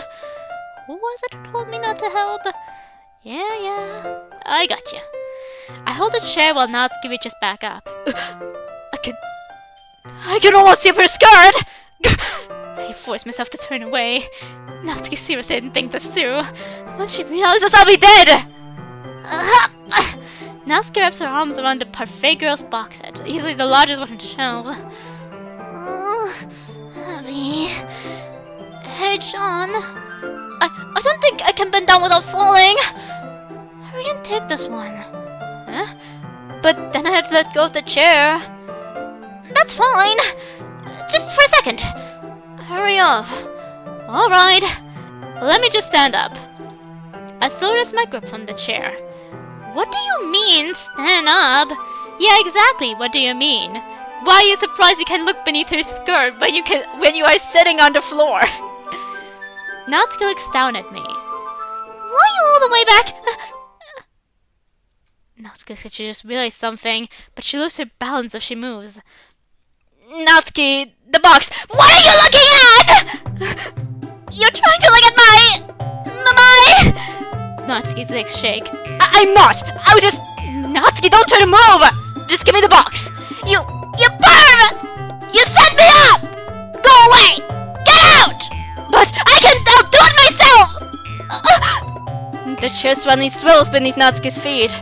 Natsuki! This scene turns into chaos in a split second. The chair flies from under Natsuki's feet. Frantically, I try to catch her. The box tumbles out of her hands and the books go flying. I got you! The force of Natsuki's body against me throws me to the ground. A whole bunch of books pelt me in the face. Natsuki tries to shield herself with her own arms as her face lands straight on my chest. My right arm and my back seriously felt the impact. Slowly, Natsuki comes to her senses. She presses her arm straight into me to prop herself up. Natsuki seems to realize that it's not the floor that's beneath her. Gross! Gross! She fist pounds into my chest. Natsuki then hoists herself to her feet. What were you thinking? You sicko! Everything okay there, over there? I heard a loud noise. Monika suddenly peers in. Monika! See what happens when you put the manga on the top shelf? Are you trying to kill your club members or something? That's good foreshadowing. Because Monika doesn't try to kill them, but she keeps bringing themselves to the... she keeps doing things that lead to it. It's like also very interesting foreshadowing. Jeez! Sorry. Oh, and one more thing! It seems like your most recent club member is a total pervert! I hope you're happy! I didn't... So it's impossible to explain this whole bizarre situation to Monika. I didn't do anything, I swear!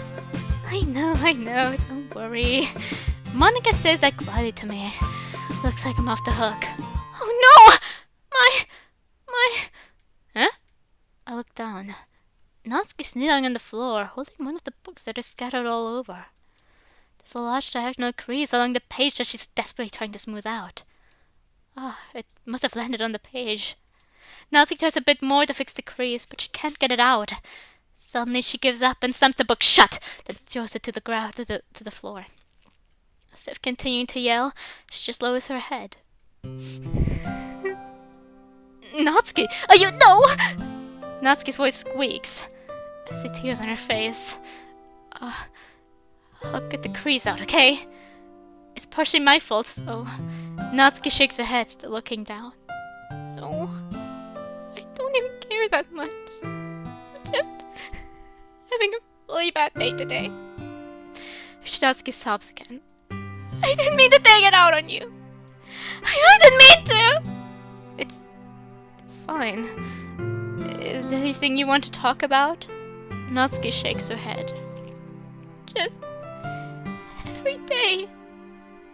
is... so hard. I just want to...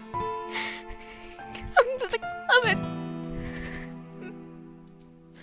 Natsuki falls silent again. I can't press her, so I can only do what I know how to do.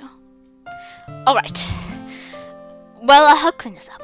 And I'll move the rest of your manga for you. I pick up volume 2 of Buffet Girls. We'll set this one aside. This'll help you cheer up a bit, right? We can get started on it once I'm done here. Natsuki looks up with a glossy eye. Her lip quivers. Oh, you're really nice to me. Huh? That sounds really strange coming from Natsuki. I didn't expect it at all. Well, I'm just treating like a friend, you know? Natsuki lifts her head and stifles another sob. I'm not sure what happened to her today, but being nice is the least I can do. The next couple minutes are silent between us as I begin gathering the scattered books. I make sure to slip them into the box in the correct order. A little bit Natsuki starts helping. It isn't long before we're done, and I hoist the box onto the shelf where Natsuki wanted to put it. Then I get in the stool and quickly finish moving the rest of her books from the top shelf. Alright! That should do it. I hop off the stool. Natsuki awards her gaze. Thanks. It's nothing. Natsuki's holding the volume I set aside in her hands. Alright, I'm ready. Good. Even if you weren't, I'd make you anyway. You're taking responsibility for what you said. The thing about showing me up. If you insist. We sit in the same spot as last time, and I open the second volume. Natsuki's mood quickly improves, laughing and pointing things out to me. She's surprisingly sharp, making note of a lot of subtle repeated jokes and background elements. In the end, I'm pretty impressed by how everything that's together in this manga. I guess Natsuki's good taste after all. What's that supposed to mean? After some time, Monika gets our attention as usual, and it's time to share poems again. Guess I'll be holding on to this for now. Yep! Even you sound more enthusiastic this time. Well, I'm starting to get into it, you know? Told you. Yeah. I return to my seat and slip the book into my bag. Who should I show my poem to first? Who you can think? Natsuki reads my poem. She keeps glancing at me, then back at the poem. By now she must have read it more than once. Is it that bad? No, it's not! It's good. It's really good, okay? There, I said it! Oh, this wasn't supposed to happen at all! Oh, I can just be bad at this. My poems are supposed to impress you, not the other way around. You're trying to impress me? Obviously! You think I enjoy Yuri's writing more than mine? Give me a break. Well, in that case, what's the problem with me trying to impress you? I'll tell you, Natsuki's face freezes like she just realized something. You're trying to impress me? Natsuki vigorously scans her eyes over my poem one more time. Then the poem slips out of her hands and flutters to the floor. I have to use the bathroom! Red-faced, Natsuki quickly walks out of the room. Hey, John. Did you do something to Natsuki? I just saw her rush out like that. You didn't do anything terrible, did you? No! I just told her that... My voice gets caught in my throat. There's no way I could tell Monika I'm trying to impress Natsuki. Monika sees the poem lying on the floor and swiftly picks it up. She reads through it, her smile not fading from her face. I see. You wrote this for Natsuki, didn't you? I mean... Not really. In fact, didn't she like your poem a lot the other day too? I'm surprised you know her taste so well already. Are you sure you're not cheating, John? No, I just know her taste so well already because I've played this game like 50 plus times. Cheating? What do you mean by that? Never mind, I'm just kidding. I didn't understand Monika's joke at all. Anyway, how do you think Natsuki feels about you? Oh, you don't need to answer that. It was just something for you to think about. Hey! Natsuki comes up and wait a second. Natsuki comes up and snatches the poem out of Monika's hand. Neither of us had noticed her re-enter the classroom. Did you read this, Monika? Of course. I liked it. Ugh. You should really stop reading things that aren't for you, you know? You have a bad habit of doing that. But John wrote this poem. And was supposed to share with everyone, right? Natsuki freezes. She apparently forgot that my poem is technically for everyone to read. Okay, well, I think John is done sharing this poem with everyone. It's not like anyone would want to read this anyway. In fact, I'm just going to hold on to this. If you insist. What? Why are you looking at me like that? Like what? Ugh, never mind. Natsuki, I give you the poem, but it's still not very fair to say Yuri. He doesn't even mention Yuri anymore. She hasn't gotten to read it yet. So what? Well, I guess John's right, Natsuki. It's not fair if you don't let everyone finish reading it. Fine. Natsuki returns my poem. It's not she's going to like it though. Anyway, read my poem now. And no, I won't let you keep it. This is my only copy. Amy likes spiders. You know what I heard about Amy? Amy likes spiders. Icky, wriggly, hairy, ugly spiders. That's why I'm not friends with her. Amy has a cute singing voice. I heard her singing my favorite love song. Every time she sang the chorus, my heart would pound to the rhythm of the words. But she likes spiders. That's why I'm not friends with her. One time, I hurt my leg really bad. Amy helped me up and took me to the nurse. I tried not to let her touch me. She likes spiders, so her hands are probably gross. That's why I'm not friends with her. Amy has a lot of friends. I always see her talking to people. She probably talks about spiders. But her friends sort of like spiders too. That's why I'm not friends with her. It doesn't matter if she has other hobbies. It doesn't matter if she keeps it private. It doesn't matter if it doesn't hurt anyone. It's gross. She's gross. The world is better off without spider lovers. And I'm gonna tell everyone. It's sad to see that some people, up to this day, have not understood what this poem is about. Even though she explains it right afterwards. By the way, this is the poem that inspired my name. Because I like spiders. Also, because Natsuki and Yuri are the characters I relate to the most. And this is like, Natsuki likes manga. So, yeah. It inspired my name, this is all. Also, one fun fact. I was doing some stuff to like, I was looking for the fonts and stuff, for example, and I found out her font is called Amy's Handwriting. So this is also like a meta joke. Just that the Amy was with double M, so still. The point stands. Not bad, right? It's quite a bit longer than yesterday's. Yesterday's was way too short. I was just warming up. I hope they didn't think that was the best I could do. No, of course not. Anyway, the message is pretty straightforward in this poem. I don't have to explain it. Sometimes I can explain complicated issues with much simpler analogies. And it helps people realize how stupid they're being. Like, anyone would agree that the subject of this poem is an ignorant jerk. Do you know people like that? Of course! It's about how everyone thinks That doesn't matter. It can be about anything.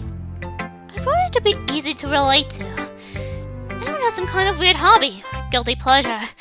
Something that you're afraid if people find out, they'd make fun of you, think less of you.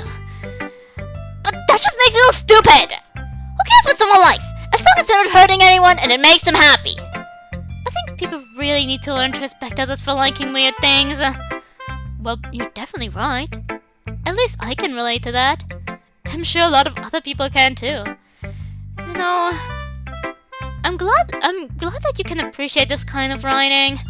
I mean, I know I was talking about that yesterday, but I've been enjoying sharing my writing with you, so consider yourself lucky, okay? Well, thanks for being honest. What's that supposed to mean? I'm always honest. Jeez. Just look forward to tomorrow too, okay? Alright, I will. Yeah. Wait a second, I need to drink something again.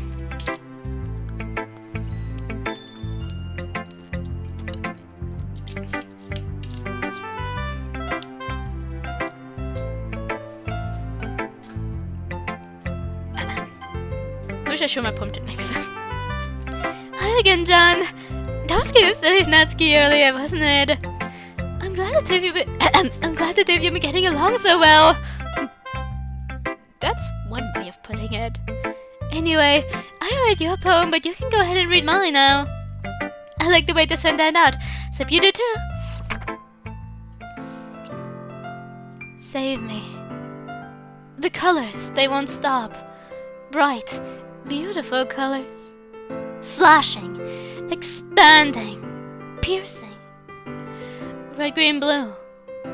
An endless cacophony of meaningless noise. The noise, it won't stop. Violent, grating waveforms, squeaking, screeching, piercing, sine, cosine, tangent, like playing a chalkboard on a turntable, like playing a vinyl on a pizza crust. An endless poem of meaningless. Load me. So yeah, I have read a theory that this can be like used to like decode like, not like decode script, but it's supposed to be written like coding. And I guess I can see it. But I'm really not good enough at coding, so that's why also mostly just, if I analyze like the things in the files, I mostly like use the help of the internet with some of my friends.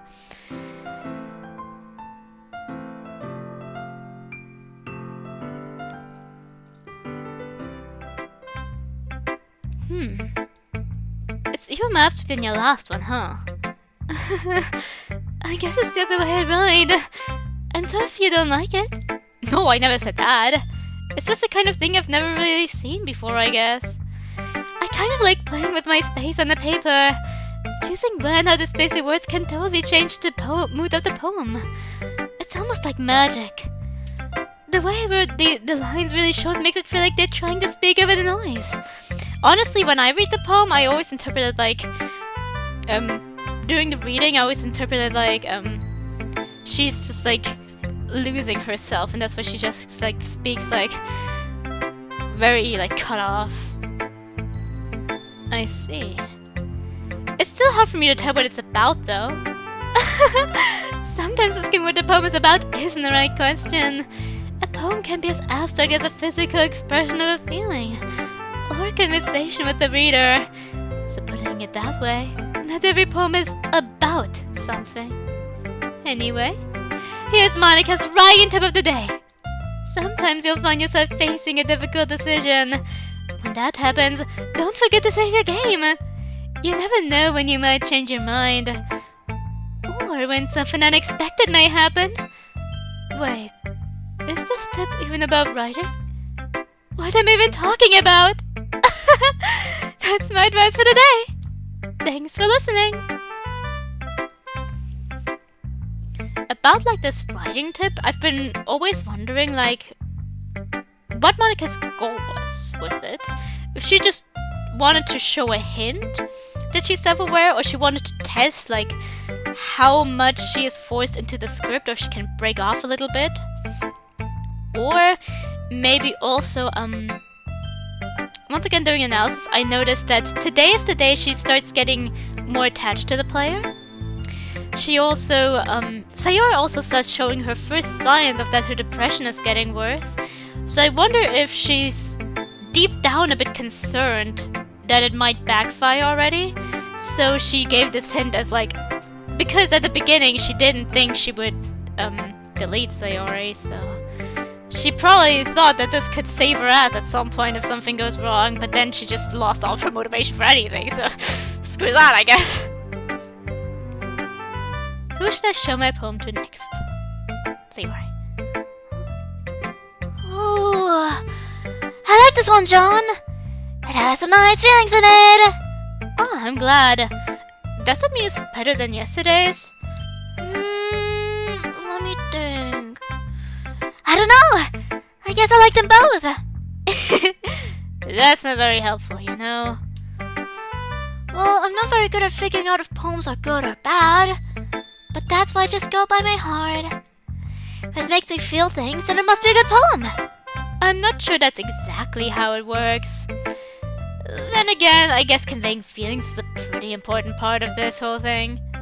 Yeah, maybe. Honestly, I don't even know what kind of writing you like in the first place. Yeah, me neither.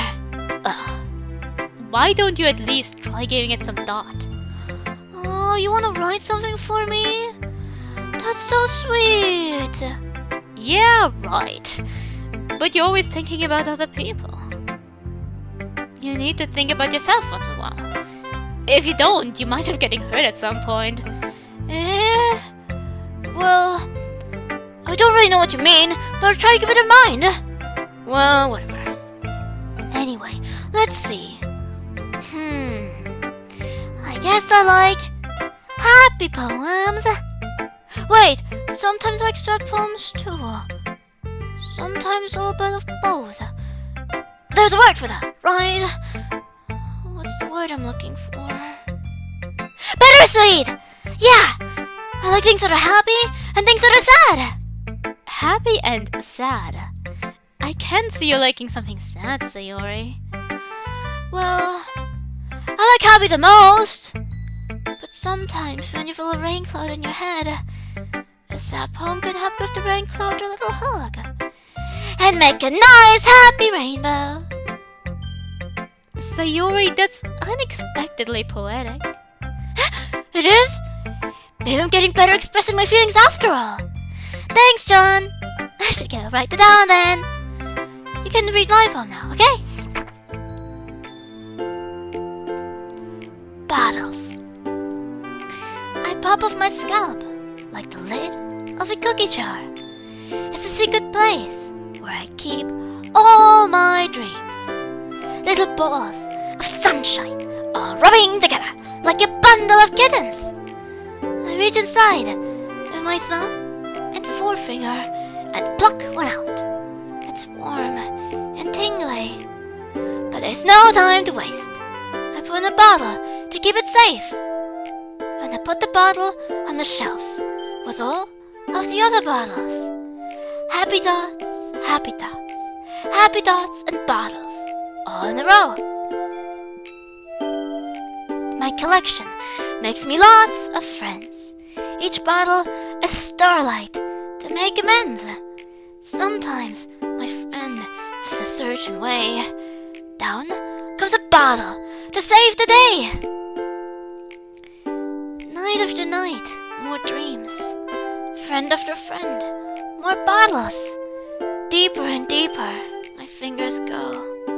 Like exploring a dark cave, discovering the secrets, hiding in the nooks and crannies, digging and digging, scraping and scraping. I blow dust off my bottle caps. It doesn't feel like time elapsed. My empty shelf could use more.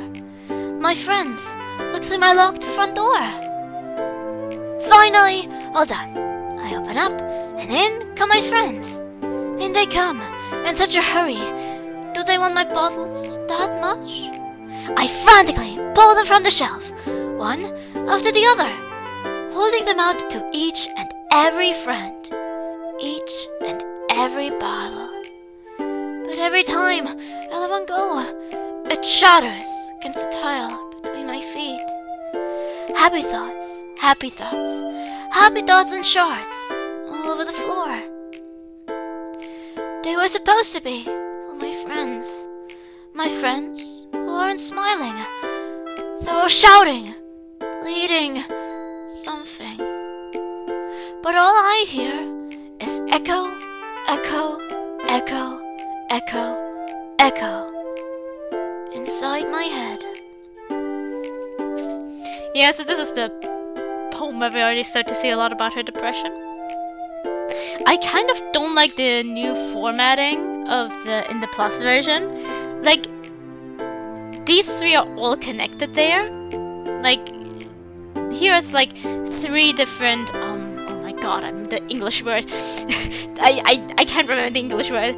Like, three different paragraphs, I'm just gonna say. Three different voices. And in the plus version it's 1. And one thing I really liked about this poem always was that it rhymes here. Like, it starts off not rhyming. It rhymes. It doesn't rhyme, it rhymes. It doesn't rhyme, and all of a sudden it also doesn't rhyme because it expresses an emotion. It's like it's showing how everything is falling apart. And so it's sad to me that they didn't really include that in the plus version. I don't know why, maybe the formatting had like problems. But really, I think it's such a nice detail. Rhyme, rhyme, and suddenly it stops rhyming. Also, fun fact, I was never that like bothered by these few lines, mostly because they're so impressive with this, but I have a weird connection to this like digging and digging, scraping and scraping. I don't know why, but this is the most disturbing part of the poem for me.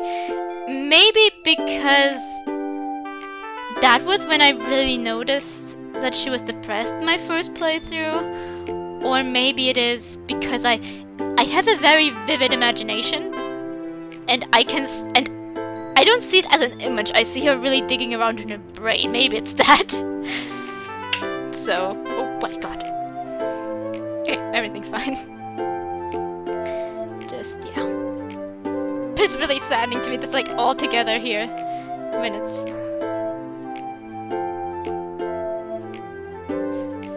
so nice like this. Holy crap. Sayori, did you really write this? Of course I did! Didn't I tell you yesterday I was gonna write the best poem ever? Yeah, but I mean, I didn't expect something like this coming from you. Monika taught me a whole lot! I've been really in touch with my feelings recently. Once again, I wonder if this is like a hint that it was I think this day, which would be canonically Thursday, might be the day that Monika started actually messing with Sayori's file, and before when she tried to do other things. And that's why there are so much more hints of her becoming more attached. So much more hints. This day is full of hints that things will go wrong. I see that. It's almost kind of creepy. Creepy? Well, not exactly. Maybe because I'm so used to you being cheerful. Well, never mind. I'm thinking not about it. The point is, it came out good, so you should be proud of it. Oh, thanks. I feel like I was meant to express myself this way. It even helps me understand my own feelings a little bit better. Writing is like magic. You've gotten pretty passionate about this, huh? I hope you keep it up. Yeah! Writing's the best! I'm gonna keep writing until I die! Don't get ahead of yourself. Sarah's always had a habit of getting obsessed with something before dropping it no more than a week later. I wonder if this is one of those times. But seeing the passion eyes makes it hard for me to be pessimistic. Who should I show my poem to next?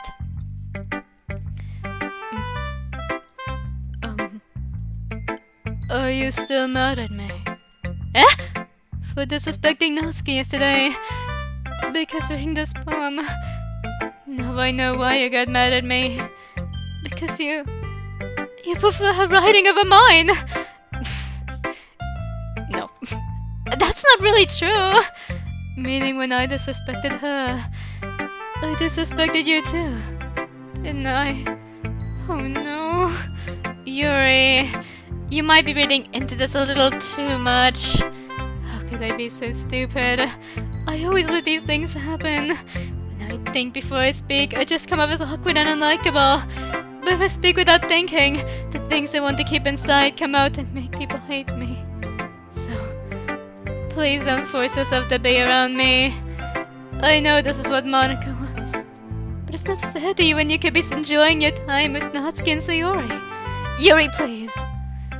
It makes it easier for me if you don't express any concern. Besides, I have my books with me. That's all I need. Yuri smiles sadly and puts her head down on her desk. I'm frustrated. I don't hate her, but it's as if she's not capable of listening to me over her own thoughts. I sigh to myself. All I can do is accept that that's how she is. If she wants to be left alone, then I have no choice but to abide to that request.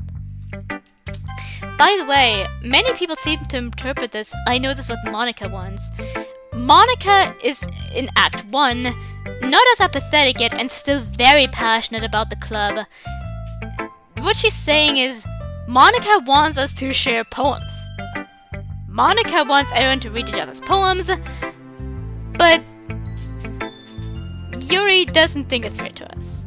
This is what this is referring to. Also, what if I want to spend time with Monika?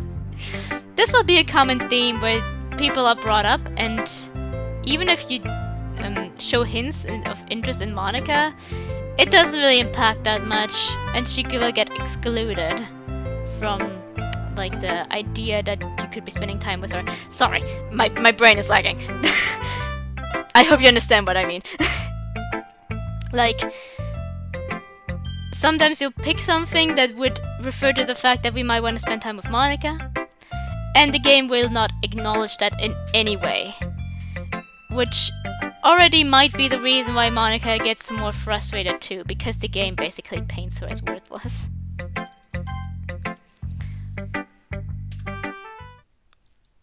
Okay, everyone! We're all done reading those poems, right?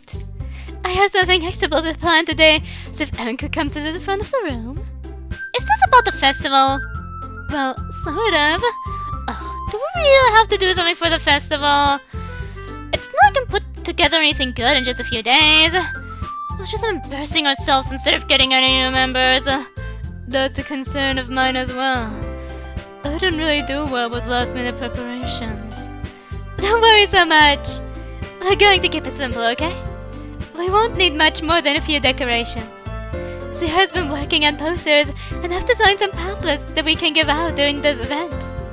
Okay, that's great and all. But that doesn't tell us what we're actually going to be doing for the event. Sorry. I thought you heard about it already. We're going to be performing. Performing?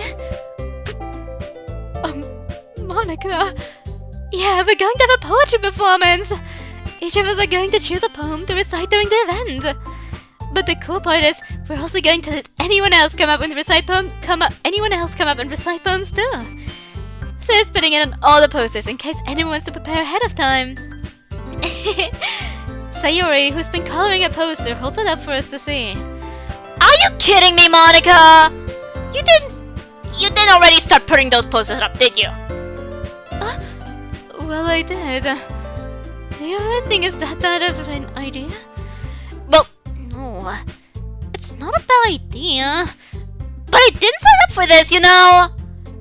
There's no way I'm going to be performing in front of a group of people like that! I agree with Natsuki. I could never, in my life, do something like that. Imagining it, Yuri shakes her head in fear. Guys... No, Sayori. I understand where they're coming from. Remember that Natsuki and Yuri have never shared their poems with anyone until just a couple days ago. It's a lot to ask for them to recite their poems out loud to a whole room full of people. I guess I kind of overlooked that. So I'm sorry. But I still think we should give it our best. We're the only ones responsible for the fate of this club. If we start the event and they each put on a good performance, then we'll inspire others to do the same. And the more people who perform, the better we'll be able to show everyone what literature is all about. Yeah! It's about expressing your feelings, being intimate with yourself, finding new horizons, and having fun! That's right! And it's those reasons that we're all in this club today. Don't you want to share that with others? To inspire them to find the same feelings that brought you here in the first place? I know you do. I know we all do. And if all it takes is standing in front of the room for 2 minutes and reciting a poem, then I know you can do it. Natsuki, you remain silent. Sayori looks worried. I guess it leaves me no choice. I agree. I don't think it's too much to ask. I think that Sarah and Monika have been trying really hard to get the new members. The least we can do is help them out a little bit. Well, maybe, but... It looks like Natsuki doesn't have any arguments left. Okay, fine! I guess I'll just have to get it over with. Alright! Phew. Thanks, Natsuki. What about you, Yuri? Yuri dejectedly glances around at everyone else's expectant faces. I guess I don't really have a choice. That's everyone! Peer pressure! Seriously. I don't think it would be too much to like tell her you can try it, and if you don't like it, you can like be in the background and take care of like some of the background things. You're the best, You're the best, Yuri! This club is seriously going to be the death of me. Oh gosh, you'll be fine, Yuri. But anyway, let's move on to the main event. I want each of you to choose a poem of yours. We're going to practice reciting them in front of each other. No way! Monika, this was too sudden. Well, if you can't recite your poem in front of the club, how do you expect to do it in front of others? Well, if you can't recite your poems in front of the club, how do you expect to do it in front of strangers? Oh no. Don't worry, I'll start off to help everyone feel a little more comfortable. Can I go next? Of course. Now, let's see. Monika flips through a notebook the specific poem she has in mind for herself. She then stands behind the podium.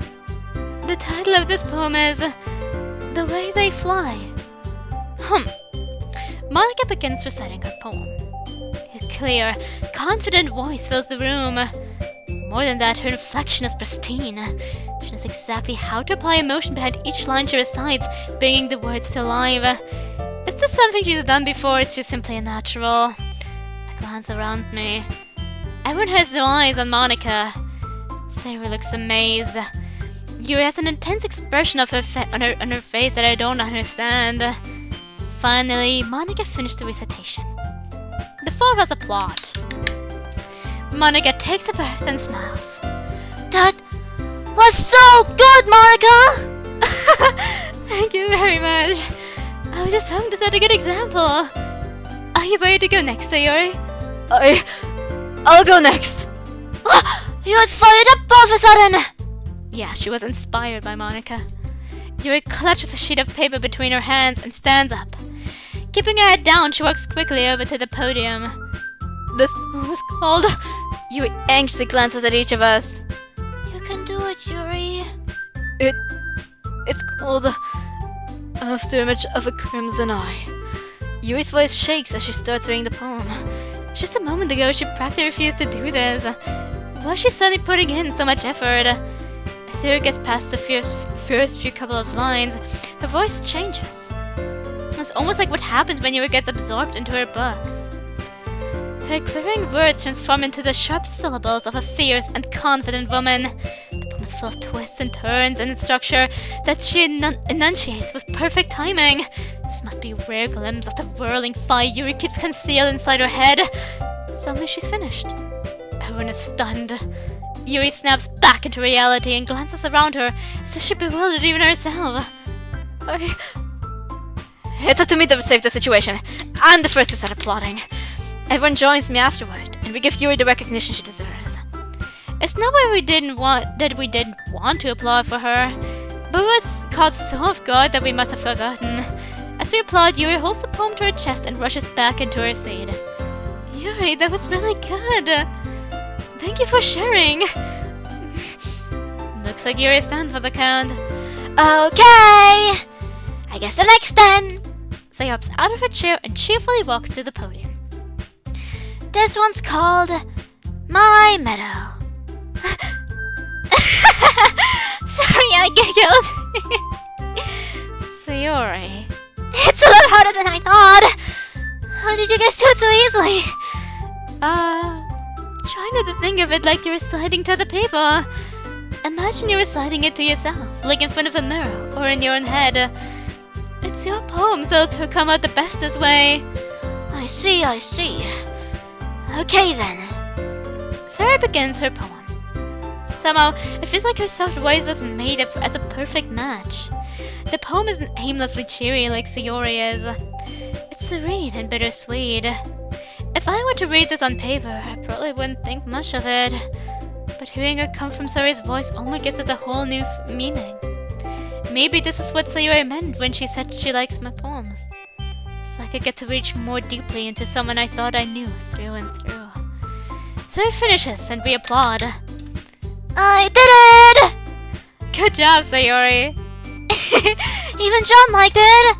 I guess that's a good sign. What does that even mean? It came out nicely, Sayori. The atmosphere of the poem fits you really nicely. But it might be that other poems wouldn't work quite as well with that kind of delivery. I don't really understand. In other words, I've seen poems of yours where that sort of gentle delivery wouldn't work as well.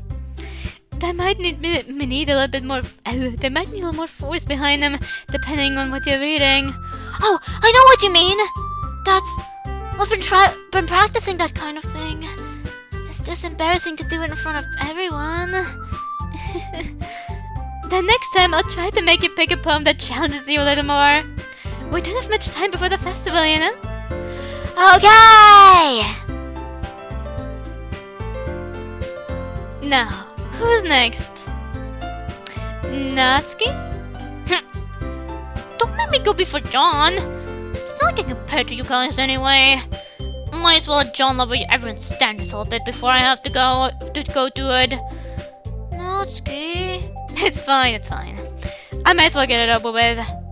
It's not like I have much of a selection of what to read.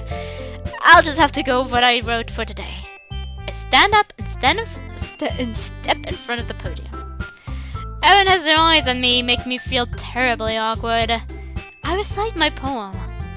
Since I'm not exactly confident in my own writing, it's hard to put energy into it. Despite that, once I finish, I receive applause anyway. Sorry, I'm not really as good as everyone else. Don't worry about it so much. I think it's less about your abilities and more about your lack of writing and confidence in your writing. That's something to improve over time, though.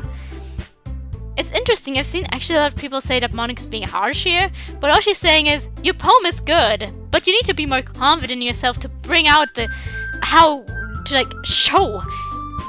pronounce the poem properly so that everyone can fully see how good the poem is. Like, she isn't really saying anything mean, she's just saying, have more confidence in yourself, your poem isn't that bad. Yeah, maybe. Alright then, that just leaves you, Natsuki. Yeah, I'm going. Natsuki begrudgingly gets out of her seat and makes her way to the podium. The poem is called... It's called... Why are you looking at me? Because you're presenting. Anyway, the poem is called Jump. Natsuki takes a breath. Once she starts reciting the poem, her sour attitude disappears a little. While she's still a little unenthused, her poem has a rhythm and rhyme to it. It's Natsuki's trademark style, and works surprisingly well when spoken aloud. The words feel like they bounce up and down, as if giving life to the poem. Natsuki finishes, and everyone applauds.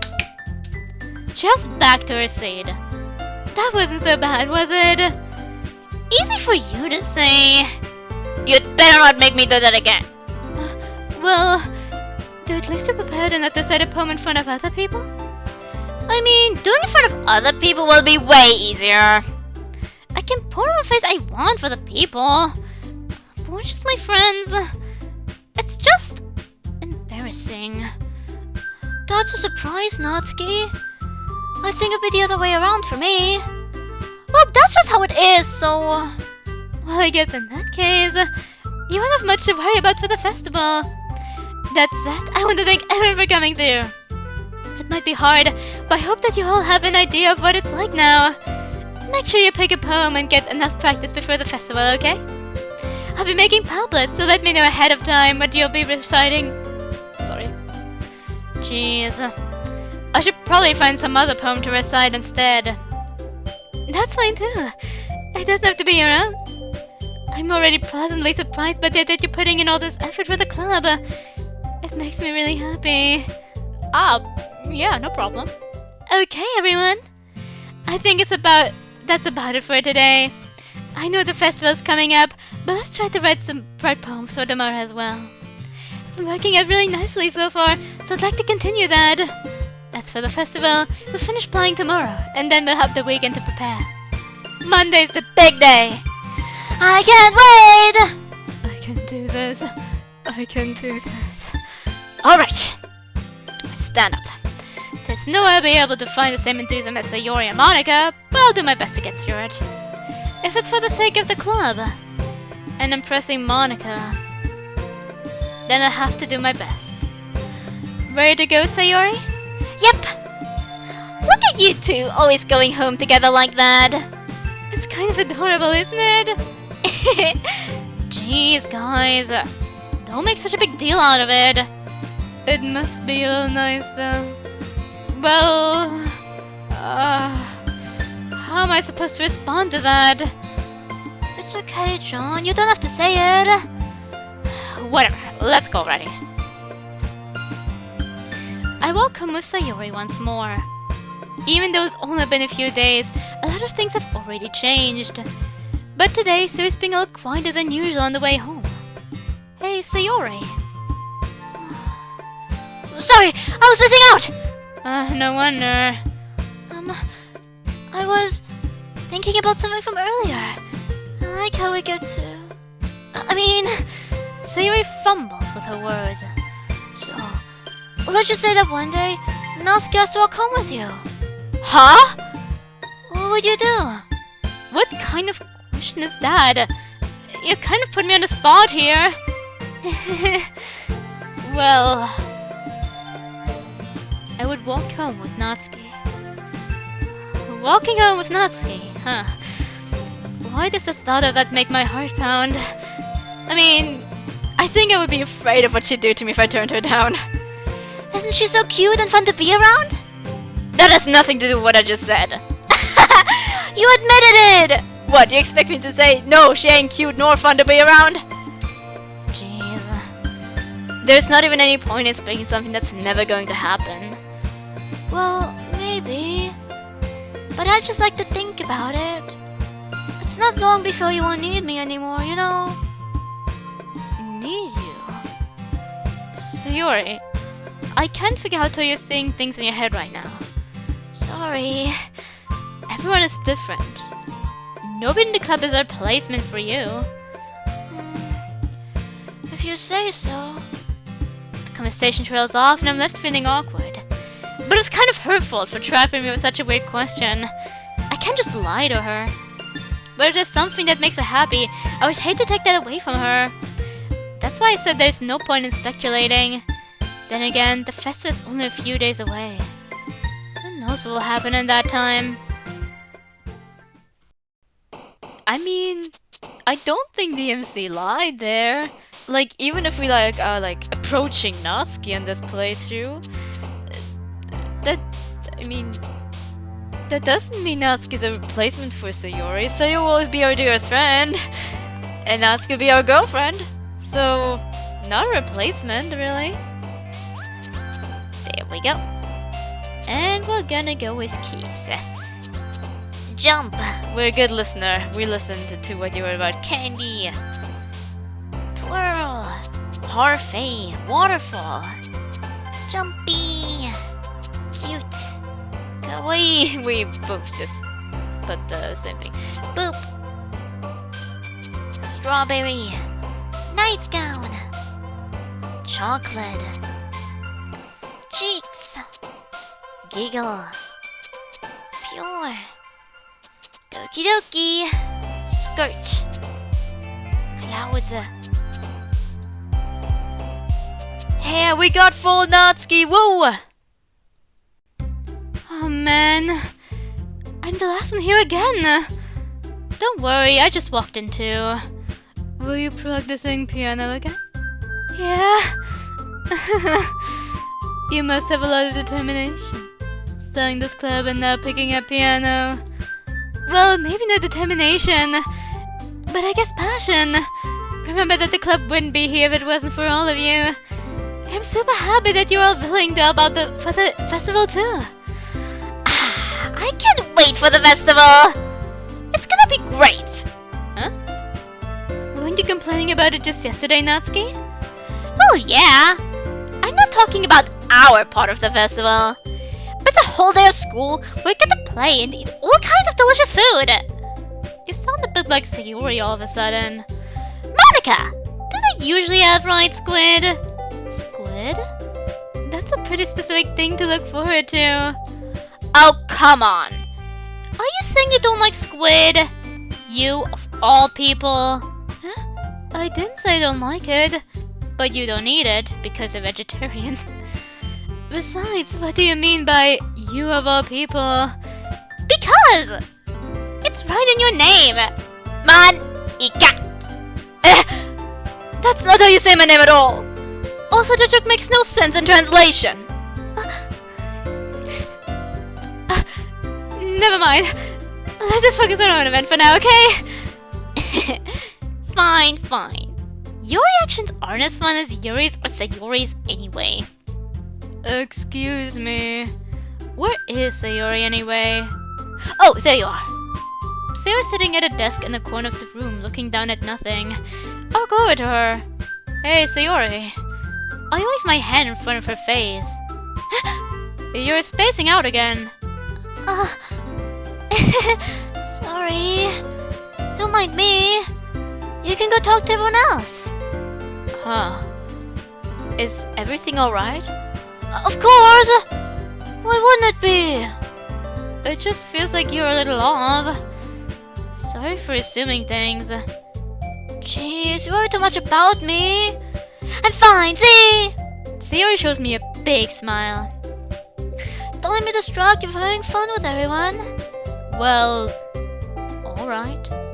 If you say so. I worriedly glanced at Sayori before turning back toward everyone else. But the conversation has already dispersed, with everyone back at the usual activities.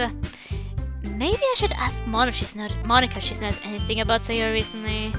Since they've been preparing for the festival, they must be spending a lot of time together. I timidly approached Monika, who's shuffling through some papers at her desk. John, what's up? Hey, this might sound a little strange, but have you noticed anything up with Sayori recently? Anything up with her? In what way do you mean? Maybe I'm reading into it a little too much, but she seems a bit downcast today. Oh, you think so? I can't say I've noticed anything about her.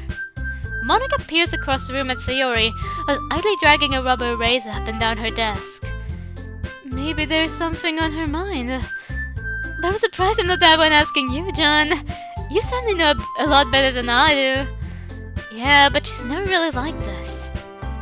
She's always talked to me about things that bothered her. But this time, when I asked her, she was really dismissive. Sorry, I know this is not your problem. I just want to ask if you knew anything, so I'll drop it now. No. It's important to me too. Oh shit. Sorry. I'm also friends with her. And I also care about the well-being of my club members, you know. Maybe I'll try talking to her myself. Huh? Are you sure about that? She seemed like she wanted to be left alone. Are you sure? Maybe she just has a hard time bringing up with the person of interest. Person of interest? What do you mean by that? I'm saying that maybe the thing on her mind is you, John. Me? How on earth would you come to that conclusion? Well, I probably shouldn't say too much, but Sarah talks about you more than anything else, you know? Huh? Sorry. She's been so much happier since you've joined the club. It's like an extra light was turned on inside of her. What? No way.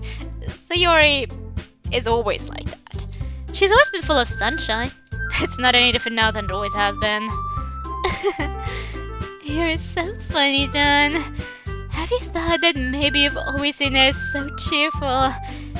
Because that's just how she is when she's around you? I said too much. I'm sorry.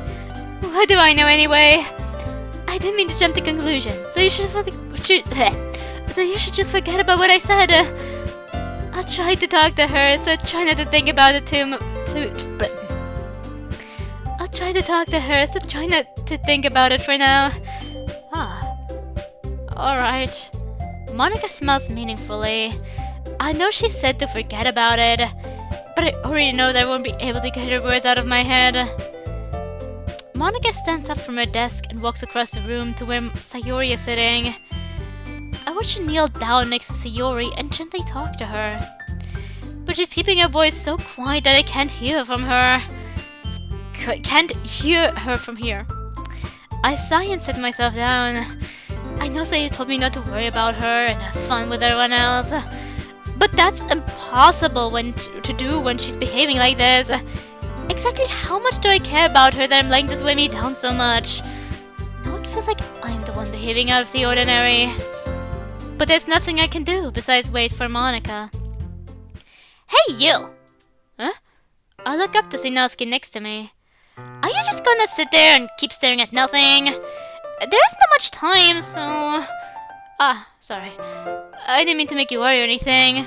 It's not getting worried! I was just... Natsuki glances down at her side. She's holding a volume of manga in her hand. That's right. Something just came up for a minute, but we can get started now. I won't make you wait any longer. Jeez. Now you're making me feel like a jerk. If something's bothering you, then you can just tell me to leave you alone and I will. I mean, so you didn't feel like talking about it or anything. She practically mumbles that last part. Nah, I'm probably making it seem like a bigger deal than it is. I've just been thinking about Sayori, that's all. Sayori? Thinking about her? Yeah, she seems pretty down today, but she didn't want to admit it to me. So I can't help but wonder if something happened to her. Oh! Natsuki exhales. Well, first of all, you should really work on your phrasing. But anyway, you're her best friend, right? Yeah, I guess so. Yeah. Then, in that case, I think you should trust her a little more.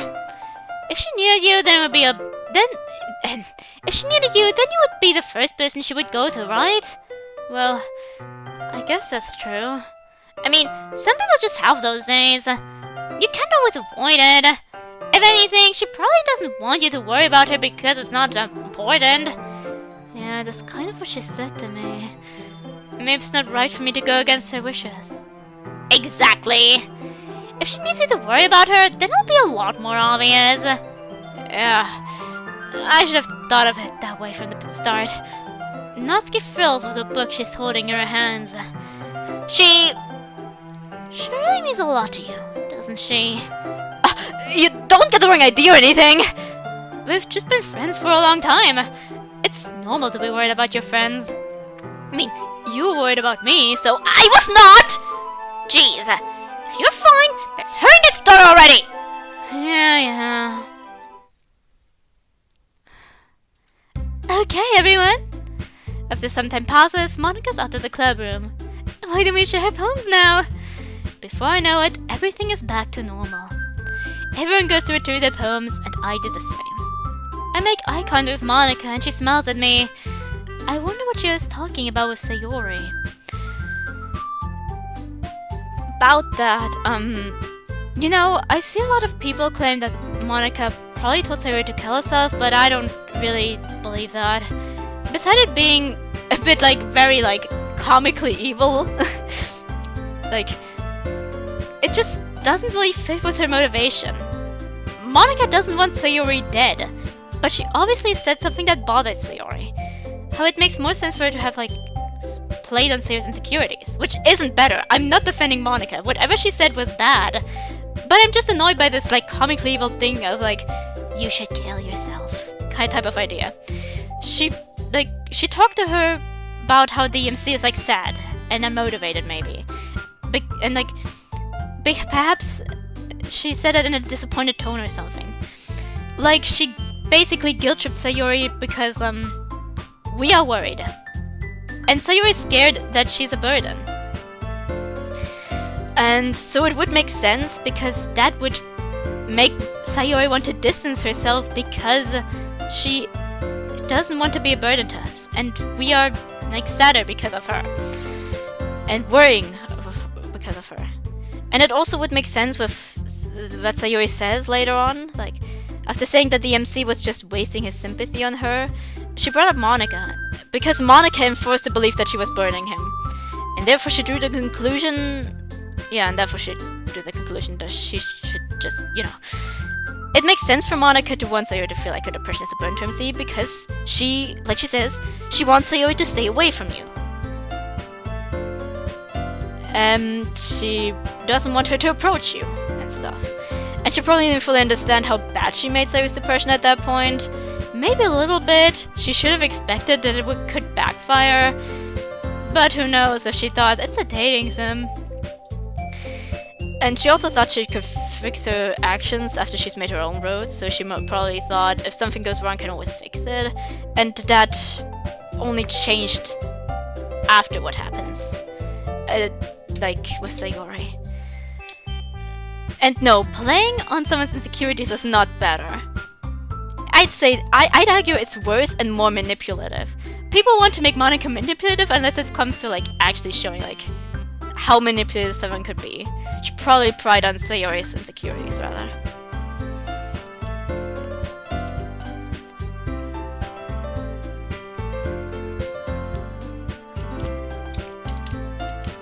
Like, Sayori, he's sad because of you.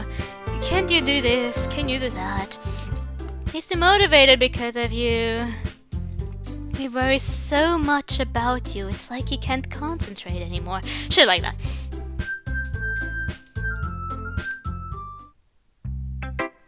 Who should I show my poem to first? Mr. Natsuki. Let's see. You're certain enthusiastic today. Of course. You know I like your writing. I'm just surprised. It seemed like you had a lot of trouble admitting that before. Well, of course. I just had to put you in a place a little bit. It's not like... I mean, it's not like I was shy or anything stupid like that. Or jealous. I really wasn't jealous. Just because you happen to be a good writer, that's such a dumb thing to get jealous about. Natsuki. What? You're not very confident about your writing, are you? What are you talking about? My writing is obviously the best. Right? It took me a while to figure out, but I think I finally did. Maybe Natsuki acts so arrogant because she's trying to make up for her insecurities. She acts like she's the best, and other people might think that way too. Right? John, please just tell me you like my poems. I don't care if you hate them. Just please tell me I'm the best. I just really need to hear that from someone. I know I sound stupid, but there's a reason I've shipped my poems before this. Natsuki. Because nobody ever takes me seriously! What's the point in sharing my poems if people just laugh and say, "That's so cute, just like you, Natsuki"? Sometimes I don't want to be cute, but nobody understands that. I try really hard when I write. The style doesn't matter. The emotions are there. Why can't anyone see that? I just want... Natsuki trails off. Maybe because her lips started to quiver. I look down. Her fists are clenched really tightly. Hey Natsuki, if you don't care for rip your own poem... I gently grab the poem with my own hand until she relaxes her grip on it. I place it flat on the desk and smooth out the wrinkles that she put into it. Don't read it! Before I can pick it back up, Natsuki snatches the poem up from the desk.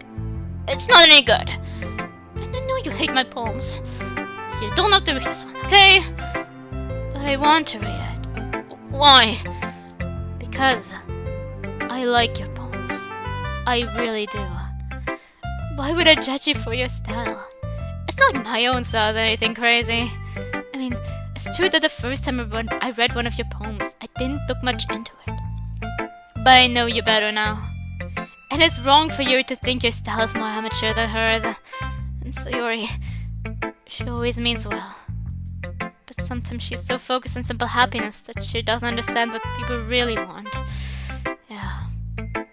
I guess I never really thought about how hard it is for you. And I'm sorry if I was part of that problem. I understand now. You're not just cute. You're a lot more than that. Natsuki, you're doing it again! Once again, Natsuki clutches her poem a little too hard. She looks down, hiding her eyes from me. I never realized how difficult this was for her. But finally, she forced herself to extend her arms and set her poem on the table. You can read it.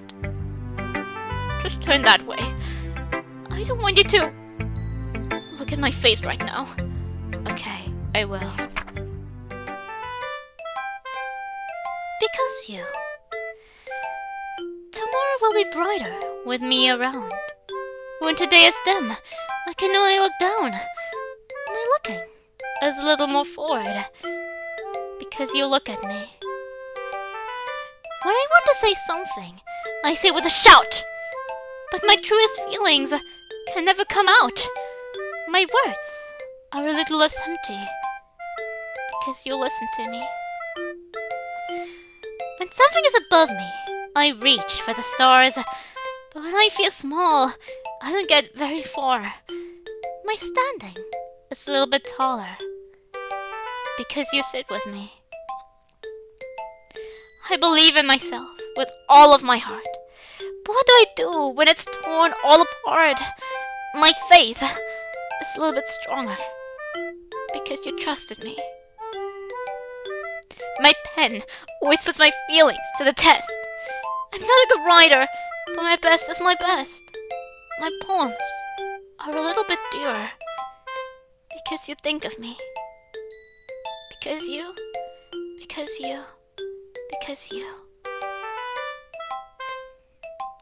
One of my favorite poems in the game.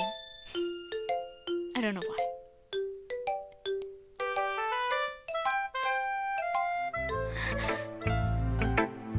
Why are you looking at me like that? If you don't like it, then just say it. I won't get mad. No, it's not I don't like it. It was just a little surprising to read. I guess I'm not used to hearing such nice things coming from you. Don't just say that! Tommy, what do you think the point of writing is? Expressing things that you can't just say. Yeah, I understand. I'm sorry for missing the point sometimes. I always mean well. And I'm happy that you showed this to me. I liked it. Well, yeah. I'm a pro, so... Natsuki mumbles, completely failing to sound confident like she usually does. Just... remember that I can think these things sometimes too. You know, when you're nice to me, it's... meaningful. I'm glad. Sensing Natsuki is satisfied, I start to hand the poem back to her. But as I do so, Natsuki takes my hands and pushes them back away. Her small, soft hands are surprised me with their assertion. I don't want it. Huh? Why not? I just don't! Jeez. I realize what Natsuki is doing. Unable to be honest, just trying to give me the poem in a roundabout way. Well, in that case, I'm going to keep it. Instead of teasing her, I choose to go along with it. Good. If you didn't, I would... never mind. Just... I'm glad that you want it. Natsuki backpedals on her words and leaves it at that. Despite her best efforts at her expression, I see her finally smiling to herself. That's all for now, so... go put it away before someone sees it, okay? Yeah. I'll go do that. With that, I return to my seat so I can put away Natsuki's poem. I've seen the MC get a lot of shit over that one line like, Sayori, she always means well, but sometimes she's so focused on simple happiness that she doesn't understand what people really want. But that's not a lie. We see Sayori unintentionally making people uncomfortable multiple times in the game. She's trying to make them happy, but sometimes she just doesn't succeed. And that's okay. That doesn't make her a bad person or a bad character. It just makes her a normal person. A normal, flawed character that has, like, good and bad things about her. Not exactly bad, but just, like, flawed things about her. She, in fact, just added, in fact, to, like, Natsuki's insecure about just being perceived as cute and nothing more. Does that make her a bad person? Still no. But does that mean that she should just never get called out for it? No, she should eventually get to know that maybe you should stop breaking people's boundaries on that like in that way. Because I'm pretty sure she would understand too. Although she probably would blame herself too much. Who should I show my poem to next? Hi, John! Have you thought about what you want to submit to perform at the festival? Well, being in this club is one thing, but performing in front of a bunch of people, I'll have to give it some more thought. Okay, no pressure. But whatever you do, I'm sure I'll turn out great. It would also make me happy to see. Anyway, let's take a look at today's poem. Sure. I let Monika take the poem I'm holding in my hands. Sticking with the Natsuki style once more, I see. You really like Natsuki, don't you? That's... Oh, come on, John. It's awfully suspicious, you know? Spending time in the club room every day. Pretending to like the manga that she's into. You know how Natsuki is! If I don't indulge her, she'll end up hating me. Huh? No, I think you're misunderstanding, John. It's not like Natsuki just hates anyone who doesn't give her what she wants. Yeah, she's assertive, but she's not that selfish. In fact, I think you're the only one who's indulged her as much as you have. That's so. Kind of knew that, but I just didn't want to admit it. So, I just need to ask one thing of you. Be careful, please. Natsuki's kind of unpredictable. A lot of times she doesn't even know what she wants. After all, she's the youngest one here. It still makes me wonder, are they certainly all 18? Well, like, I'm really just going off these lines, because overall Natsuki doesn't seem younger to me, especially since I can be childish too. And I have, like, basically an even flatter body type. And I'm about as small as her, so... She might not know how to handle her own feelings properly. What I'm saying is... If something bad happens, then it could end up damaging the club too. And you wouldn't do that to me, right? That's... I'm not sure how to respond to Monika. While I care about her in the club, it's also kind of unfair to bring that up. Yeah, especially since Natsuki really isn't that bad. Well, you're smart. I'm sure you did the right thing. She's just trying to badmouth Natsuki. Monika smiles sweetly. Anyway, I'll share my poem with you now. Alright?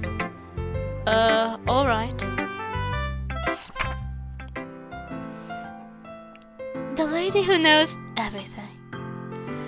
An old tale tells of a lady who wanders Earth. The lady who knows everything. A beautiful lady who has found every answer, all meaning, all purpose, and all that was ever sought. And here I am, a feather, lost out of the sky, victim of the currents of the wind. Day after day I search with little hope, knowing legends don't exist. But when all else has failed me, when all others have turned away, the legend is all that remains, the last dim star glimmering in the twilight sky. Until one day the wind ceases to blow, I fall, and I fall, and fall, and fall even more, gentle as a feather, a dry quill, expressionless. But a hand catches me between the thumb and forefinger, the hand of a beautiful lady. look at her eyes and find no end to her gaze. The lady who knows everything knows what I am thinking. Before I can speak, she responds in a hollow voice. I have found every answer, all of which amount to nothing. There is no meaning. There is no purpose. And we seek only the impossible. I am not your legend. Your legend does not exist. And with a breath, she blows me back afloat, and I pick up a gust of wind. This is the poem. I'm not too sure on the meaning. I got like some papers here, like I said, and have like some ideas and notes written down. And like, there are two ideas that I came like up with a little bit, and three ideas. One, it's really just about how finding meaning in life, like looking for answers and stuff, gives life meaning. The second is that she knows she's a script. She knows that there's a script, and she obviously does know everything about it, but she does know that she's basically pointless in the eyes of the game. Like, her role is just like supportive character. Unless she knows about what happens to the president, she would probably think she could just be cut out of the game, and it really wouldn't matter in the long run. There's also one thing I came up with is like, her legend doesn't exist, right? And when all others failed her and stuff, she always had like the point of like, there's this purpose in life that she can look for. But this legend, this purpose in life doesn't exist because she's just in a game. And like, her reality isn't real. What she knows is completely fake. All her goals, all her talents, that's all just because she's supposed to be intended to be the character that she is right now in the game. She's only popular not because she's likable, but because the game said she would be. She doesn't have these friends and these relationships because she's like made friends with them, but because the game said it should be. And like, upon realizing that, she might just have like, she now needs to look for some sense of identity herself. Because everything she's done up to the point of the game is just what she is destined to be. She can't take pride in it. And her purpose in life is just like, sense of purpose in life is just snapped out of, like, it ceases to exist because nothing is real. You know, I feel like learning and looking for answers are the sort of things that give life meaning. Not to get too philosophical or anything, but it's kind of on my mind, so that's what I wrote about. I see. I never put much thought into it. In a way, it's almost paradoxical. Because if it had all the answers, wouldn't the world start to lose its meaning? Yeah, it could just be that, but it could also tie like into the other things, like her knowing the script. Like, she appears to not be fully aware of it, but she seems to know that her role is like unimportant overall. You know, there's one thing I noticed. It seems like when the club prefers writing about things that are more sad than happy. Are you surprised? I mean, if everything was okay, we wouldn't really have anything to write about, would we? Humans aren't two-dimensional creatures. I think you'd know that better than anyone. You mean one-dimensional? Yeah, that! Anyway, here's Monika's writing tip of the day. Are you ever too shy to share your writing because you're afraid it's not that good? It can be really disheartening to get lukewarm response to something you put so much into. But if you find other people enjoy writing, then sharing becomes a lot easier.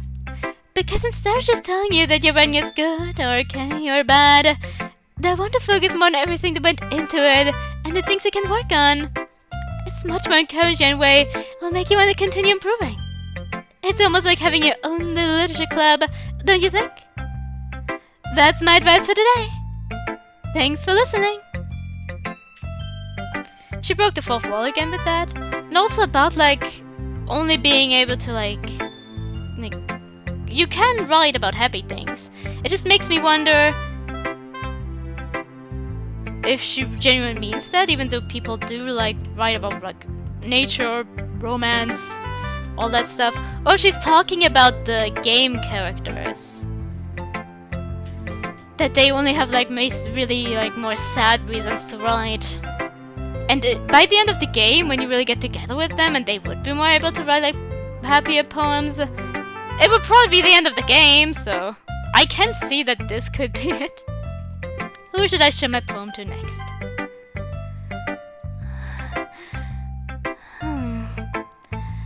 It's nice, I guess. Come on, I can already tell you don't like it. Well, you don't need to worry about what I think. After all, you wrote this for someone else, didn't you? Probably Natsuki.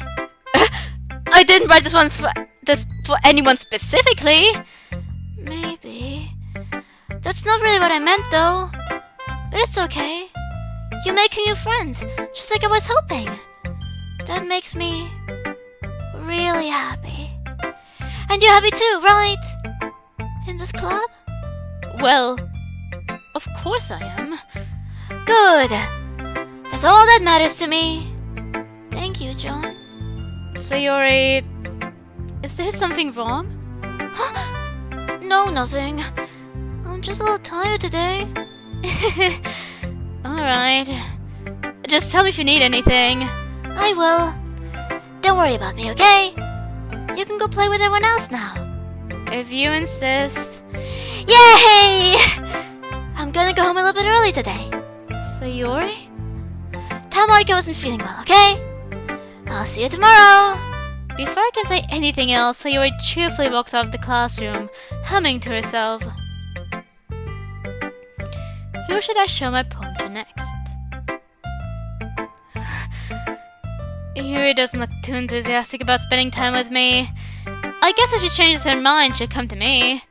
But I should leave her be for now. Okay, you three. We're all done sharing poems, right? Why don't we start figuring out— Hold on a second! Is it just me, or did you say something strange just now? Huh? Something that sounded a bit unusual. That's right. You deviate from your catchphrase when addressing— You deviate from your usual catchphrase when addressing the club. Catchphrase? I don't have a catchphrase. Jeez. Why is the mood so weird today? Look, even Yuri isn't immune to it. Stagnating air is common for shivering that something terrible is about to happen. In your books, maybe? Look, the only thing different is that Natsuki isn't here, I guess. Look, the only thing different is that Sayori isn't here. It seems you're right. Sayori always helps lighten up the mood a little bit, doesn't she? It's almost like Emma's balance is thrown off a little bit when she's not around. Where the heck did she run after anyway? I thought she just went to pee.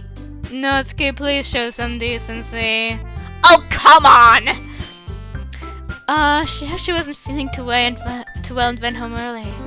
Is that so? I hope she's alright. Seriously? Of all the times to not go home with her, you picked the time she's not feeling well. So much for you two being all lovey-dovey. No! First of all, stop misunderstanding my friendship with Sayori. And second, she's kind of been avoiding me today, so I didn't want to force it. Huh? That curious expression coming from Yuri of all people? Calm down, Calm down, guys. I talked to her earlier and everything is fine. What did she say? Anyway, we need to figure out the rest of the festival preparations, so let's decide what everyone will be doing this weekend. I already know what I'm doing. That's right. Natsuki will be making cupcakes. But we might need a lot of them, and different flavors. Can you handle that all by yourself, Natsuki? Challenge accepted! And as for myself, I'm going to be printing and assembling all the poetry pamphlets. Sayori will be helping me design them. And as for Yuri... Yuri, you can... Huh? Guys, can you help me come up with something for Yuri? I'm useless. No, that's not it at all. You're the most talented person here, you know? Poor word choice. Now Natsuki's pouting too? Jeez, even I can tell now. I guess I never give her enough credit, but I can tell things even harder on you when she's not around.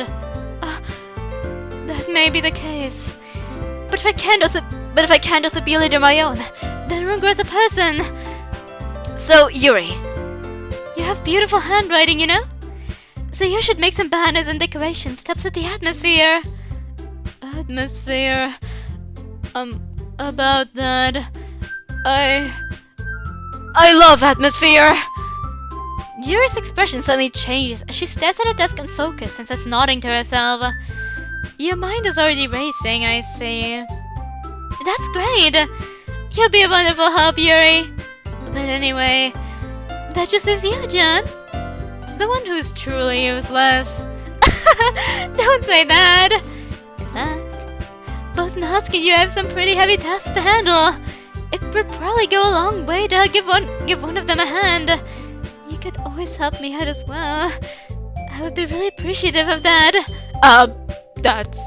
Is Monika suggesting I spend the weekend with one of my club members? How on earth are they going to respond to a suggestion like that? I suppose I wouldn't mind a bit of help. Well, even if you didn't know how to bake, there's always some dirty work I could give to you. It's not Monika's going to give me a choice, and you shouldn't be sitting on your butt anyway. Natsuki tries to mumble a bunch of excuses like that. If I recall, Natsuki, you mentioned that you would like to handle the baking on your own. Yuri is... Once again, this bothers me because Yuri is twisting Natsuki's words here. She said she was going to be okay on her own and that she would handle it. Like, that she would be able to handle it and stuff. Not that she would like to handle it on her own, unless you were having a conversation that I wasn't involved in. But from what I noticed, Natsuki never said anything like that. John may not like to be around if you only make him out to be a nuisance. So therefore, he may be more suited to assisting with the decorations. And once again, she's the first one to start some sort of almost like conflict-like conversation. Hold on! I never said that! How hard could it be to make a few decorations anyway? Sounds more like you're just making excuses for John to... What are you saying? It will be extremely meticulous work. And baking isn't... Just what do you think, guys? Let's settle down for a moment. In the end, I think it's up to John to decide how he'd like to contribute. Besides, he hasn't really gotten the chance to spend any time with me yet, you know? So I'm sure he'll be interested in... You literally just said, I'm surprised as well! Sorry. I was just saying though. Jeez! Can we just settle this already? Yeah. John, you're okay with this, right? In the end, it's up to you. Of course. Very well. In that case, everyone looks straight at me. But of course I'm going to go with Natsuki. Well, baking sounds like it could be fun. And you guys made it sound like a lot of work, so it could probably use 2 people. Don't worry! Baking is a ton of fun! You'll definitely agree! Huh? Just a minute ago you were saying that... That's because... Never mind, okay? Well, anyway... You'll be fine by yourself, right, Yuri? Of course. I'm used to it, after all. That's... good. Even though Yuri's being melodramatic, it's a little hard to not feel bad. So that's everything, right? Anything else we need to talk about? No, I think that's it. Are you guys excited? Yes! Everything except the performance is gonna be awesome! I don't think that really counts. What about you, John? Me? I guess you could say that I'm interested to see how it'll turn out. That's good enough for me. What about you, Yuri? Yuri? She's still sulking. Natsuki starts pouting too. It's not that big of a deal or anything. Well, it might not be just that. Huh? I think that Yuri might just be feeling a little underappreciated in general. Having to come up with something for her to do and then nobody offering to help. That doesn't mean... Natsuki glances back and forth between everyone with a worried expression. Look. Natsuki goes over and puts her hands down on on Yuri's shoulders. Yuri, you really are the most talented one here. And you're going to help make the event a lot more fun and welcoming. I mean, the cupcakes will probably help a lot too. But you're gonna make the atmosphere special. That'll be really important for the way that people feel during the performances. So... you need to stop being dumb and give yourself a little more credit! Natsuki releases her hands and turns around to face the other direction. You didn't really mean that, did you? Not really, but... Yuri isn't the only one surprised. Monika and I are also taken aback by Natsuki's words. Natsuki, of all people, to be saying such encouraging things. But I begin to understand. Natsuki was trying to sound like Sayori. Even if it didn't work perfectly, I can tell that she tries to say something Sayori would say at a time like this. Because Sayori always helps everyone smile and feel good about themselves. Once again, she tries, but she doesn't always succeed. Now, she tried to make Yuri feel good about the boob comment, and obviously, I think that was a bit, once again, too, like, intimate, you could say, for Yuri. Same goes with Natsuki and her cute, and, like, touching her. If this game really is, like, is talked about later on, but if this game is supposed to be anyhow like Japan, touch is a very sensitive topic there, so...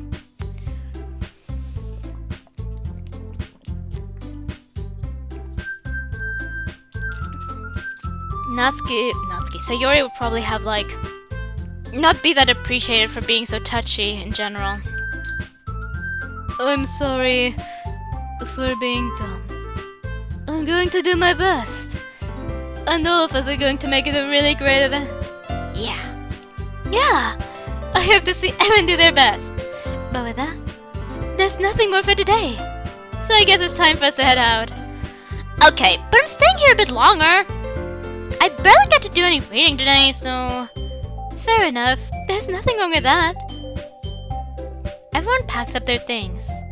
I start to follow Monika and Yuri out the door as they chat between each other. Where are you going? Huh?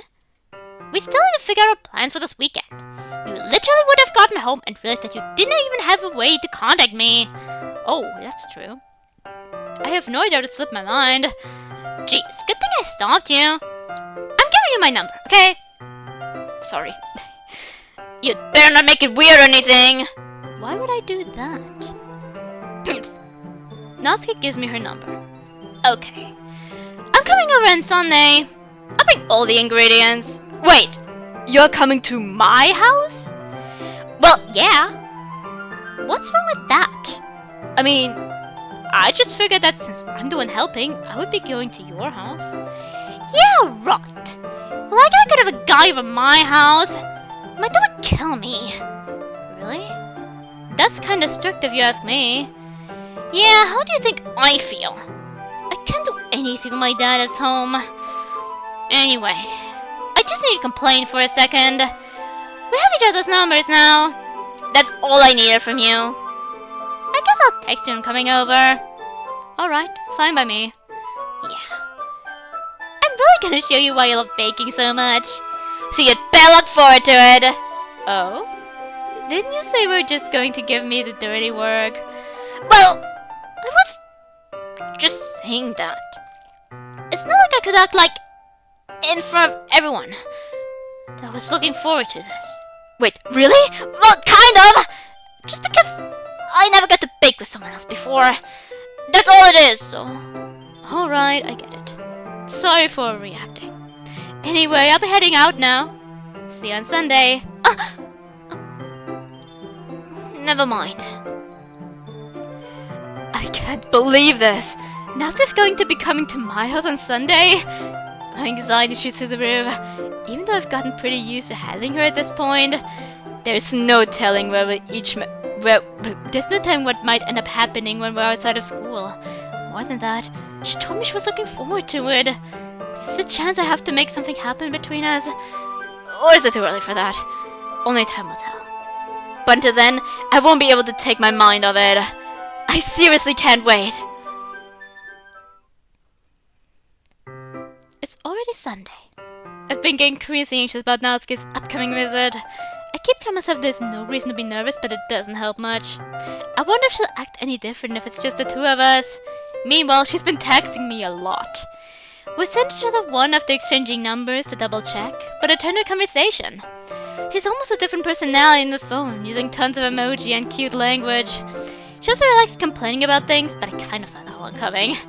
But putting Natsuki aside, I haven't heard a thing from Sayori since she left club early the other day. It's not like we text each other all the time or anything, but I'm worried about her in the back of my mind. Between what Sayori said and what Monika said, is it really okay for me to put Sayori's feelings aside when she might need me? I decide to visit Sayori before Natsuki comes over. Rather than asking, I simply tell her I'm coming over, much like I've done in the past. Once I reach Sayori's house, I knock on the door before entering it myself. Again, we used to play so often that we've made it a habit of simply entering each other's houses like we were family. The house is quiet. Sayori isn't anywhere on the first floor, so I assume she's up in her room. It's already strange of her not to run down and greet me. I head up to her bedroom, where I finally find her. Sayori? Hi, John. I sit down in her room. Sayori forces a smile, but it's easy to tell that she's different. There's a minute of silence between us. You haven't come over like this in a long time, have you? Ah, I guess you're right. It has been a long time. Not much has really changed, has it? Sayori's room is as messy as it's always been. I also recognize the same stuffed animals and wall decorations that she's had for years now. If you came over more often, it wouldn't be such a mess. That's because I ended up cleaning it for you. How come you suddenly want to come over today? Aren't you supposed to see Natsuki today? Yeah, but... Wait, how did you know that? Sayori already left by the time we decided that last meeting. Monika told me. It's only natural to keep me informed about the festival preparations, right? That's true. But what about you? Aren't you going to be helping Monika today? Of course! But I'm just helping her online. We didn't plan to meet up or anything. Ah, so it's just me and Natsuki then. Yep. There's more silence between us. Sayori stares in a random direction. Everything about her behavior is really uncharacteristic. I finally get to the point. I just wanted to see how you were doing after you left on Friday. When something's wrong, you can't hide it from me. I know you too well, so... Sayori smiles, shaking her head. That's no good, John. Eh? Why can't it just be like it's always been? This is all my fault. If I didn't get so weak and accidentally express my feelings. If I didn't make that stupid mistake. Then you wouldn't have been worried about me at all. You wouldn't have come here. You wouldn't even have been thinking about me right now. But this is my punishment, isn't it? I'm getting punished for being so selfish. I think that's why the world decided to have you come over today. It just wants to torture me. Sayori! I grab Sayori by the shoulders. What on earth are you saying? Are you listening to yourself right now? I know something happened to you. There's no other explanation for it to be like this. So tell me already! Until I know, I won't be able to stop thinking about it. Sayori gives me an empty smile.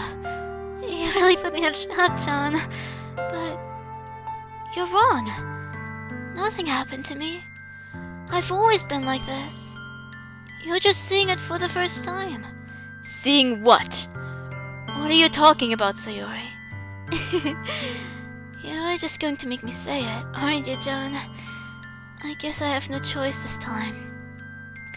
The thing is, I've had really bad depression my whole life.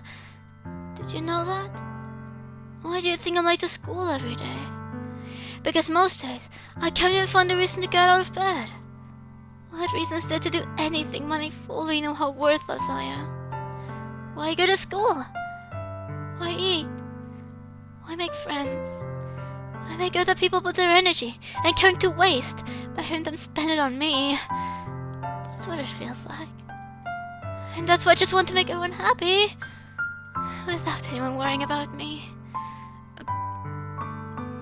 I'm in shock. I can't even figure out how to respond. How is it possible that Sarah kept this from me the entire time that I've known her? Did she really want so badly for me to just not think about her? Why, Sayori? Huh? Why is it that you've never told me about this? It almost feels like I've been betrayed as your close friend.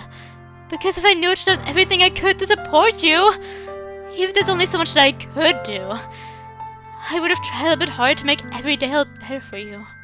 That's from your friend! All you had to do was tell me! You don't understand at all, John.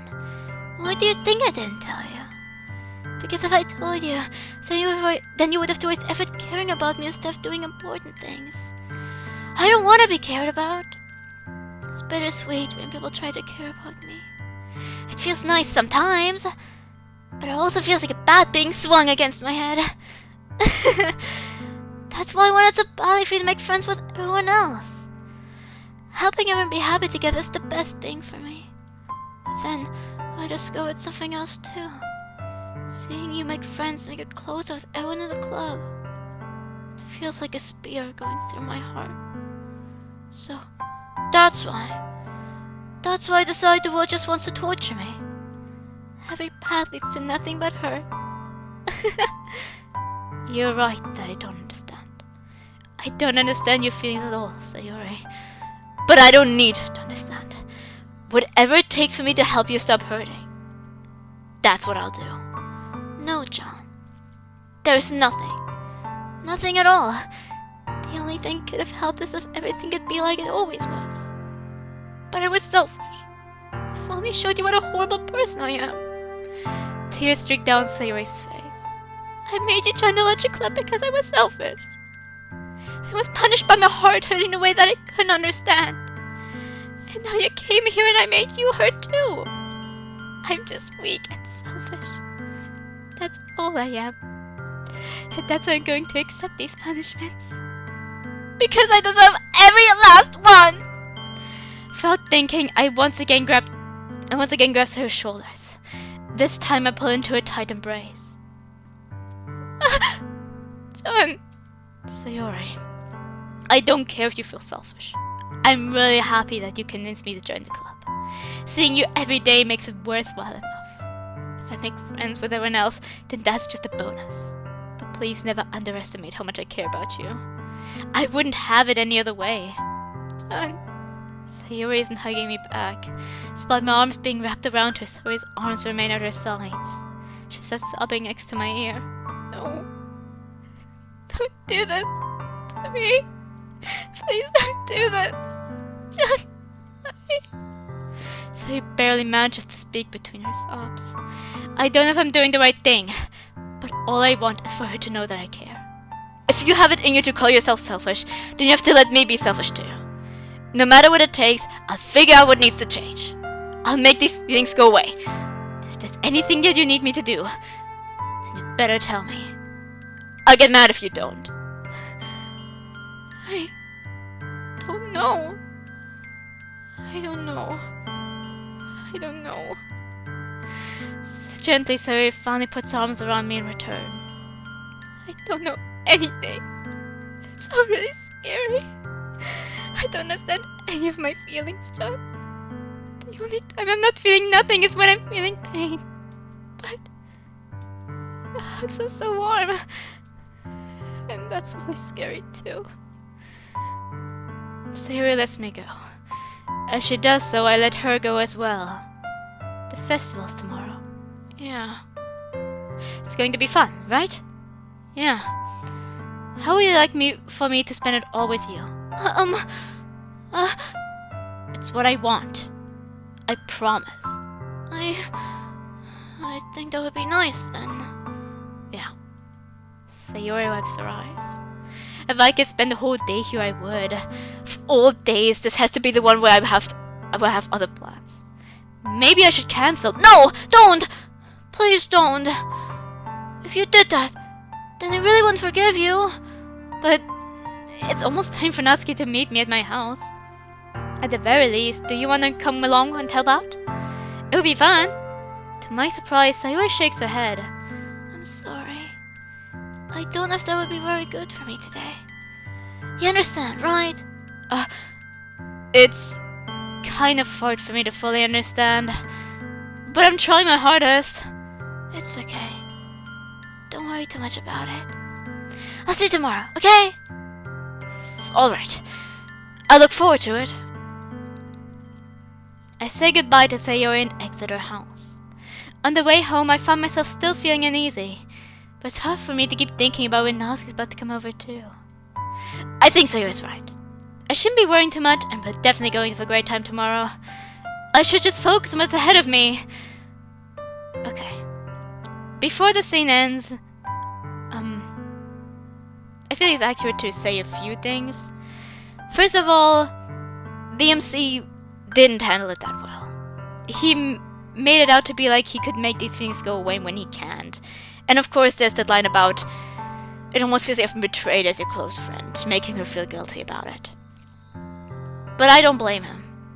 It's not just because he's a teenager, because I have seen... I'm not that old yet. I am older than a teenager by now, but... It wasn't that long ago, and even back then I knew that it was a bad thing to say. Back then I was mature enough to see, though, that he probably just didn't have the life experience. I have, like, been to therapy by then, was in a support group because therapy sucked. Sorry, my experience with therapy really wasn't well, but the support group were great. The support groups were great. And I met a lot of nice people. I'm still friends with a lot of them. And so, of course, I could understand a little bit where Sayori was coming from and that it was a bad thing to say. But he has no life experience of that matter. He was like a kid, he played with Sayori.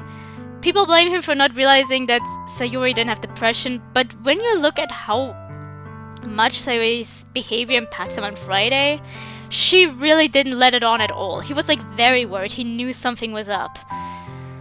Because Sayori was really good at hiding it. And imagine, she acted like this from a very young age because she had depression for her whole life. So he probably deemed this a normal behavior from her. Even, and because like, he was used to it. Of course he wouldn't understand it. And besides, it's not like Sayori was just like happy the whole time. She did, according to him, tell him when things bothered her.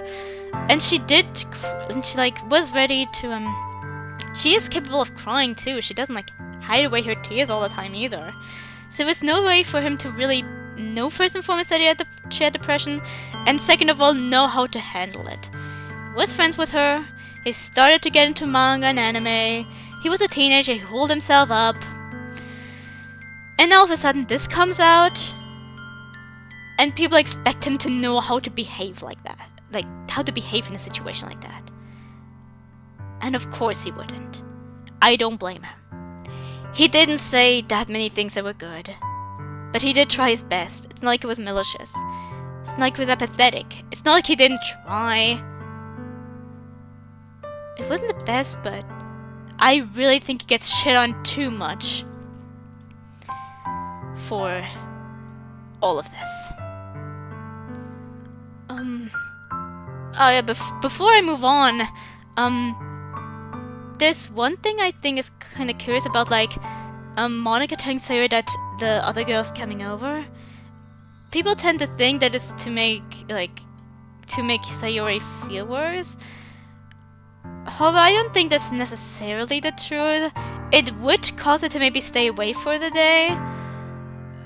But also, I think it Monika is still very into the club at this point, and so is vice president. So I think she was mostly actually just following her like presidential stuff right there, trailing the vice president who's doing what, you know. Anyway, okay.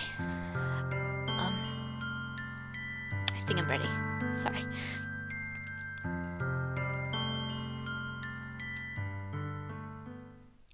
I spent only a few minutes back at home, anxiously waiting Natsuki's arrival.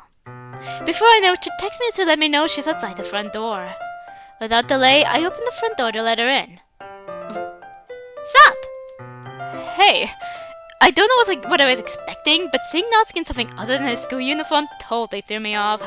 Seeing her in such good clothes makes the uniform seem totally unfitting in comparison. Jeez, don't make it feel so awkward already! It's gonna be a long afternoon, so don't be weird just because you're not used to seeing me outside of school. Anyway, I'm coming in. I see you brought a lot of stuff. Natsuki's carrying a large bag that is probably full of baking supplies. Well, I didn't want to come all this way just to find out that your kitchen isn't equipped for the job. You bought everything I asked you to, right? Yeah, I did. Yesterday, Natsuki asked me to buy a bunch of ingredients if I didn't already have them at home. Good. Glad I could count on you to do your part. Well, of course. I'm surprised to hear Natsuki suddenly say that rather than something snarky like she usually does. Could it be that she is a little different outside of school after all? Anyway, let's go to the kitchen. What? You're not even gonna offer to take this heavy bag for me? Where's your hospitality, John? Come on. Since when do I need to be a gentleman? I grab the bag Natsuki calls out to me. This is ridiculously heavy. I carried that all the way here. Are you impressed? Yeah, I'm impressed, Natsuki. It seems like I always underestimate you. It's become so small, isn't it? You jerk! Natsuki has a fist into my chest. Hey. Your size has nothing to do with it. Do you really hate being small that much? It's not like I hate it. I mean, sometimes proving people wrong when they only think I'm with my size. It's fun when I get to be small and also better than other people. But... Jeez, never mind! What are you making me say? Don't make me talk about weird things just because I'm not at school. Are we getting started or what? There's a lot of stuff I gotta teach you. What? That's a little bit more like you. You're more fun when you just speak your mind like that. Hey! No, you are treating me like a kid. I was just trying to be all nicer to you, you know. And just because I don't have a mature and sexy figure like Yuri, doesn't mean you should treat me like... Natsuki catches her words and her face turns red. Natsuki... Forget it! I didn't say anything! I should apologize. Huh? I appreciate you were trying to be nicer. I should be a little more considerate too. But also, if that's what you're thinking, then you should know that there are tons of guys with body types like yours. Yeah, let's not make her feel good about the fact that her body is like beautiful even if guys don't find it attractive. How would you know that anyway? Just trust me on this one. Gross! Hey! What's that to me? Who else? Man, let's just get started already. You get all sour when a girl calls you gross. I finally found your weakness, John. Natsuki smiles deviously. Please spare me. Well, if Natsuki decides to dish out more insults like that, there's no way I'm not fighting back. But she's satisfied enough for now, finally starting to pull things out of her bag so we can get started. By the way, I want to say, about Natsuki's body type, generally finding her attractive, I don't think that's a bad thing at all. I think it is a bit weird about all the innuendos that she's the youngest one. But overall, the age that has been confirmed is 18. And honestly, like I said, I can also behave childish sometimes, like with my friends or if I'm triggered by something. And like I said, I'm flatter than her and about equal in size to her. I'm very small. So people always, even in real life, tend to deem me 14. And it's really a bother. That's why it bothers me when people are like, why are you interested in Natsuki? She looks like a child. Not just personality-wise, just completely going off her body type. And of course I'm gonna get annoyed about that. Come on. We exist. Small girls with childish personalities exist. So I get being concerned about the nuance about her being like the youngest one, but nothing about her behavior or her body makes me really think, oh, she's not 18. That's not really anything I would go off of.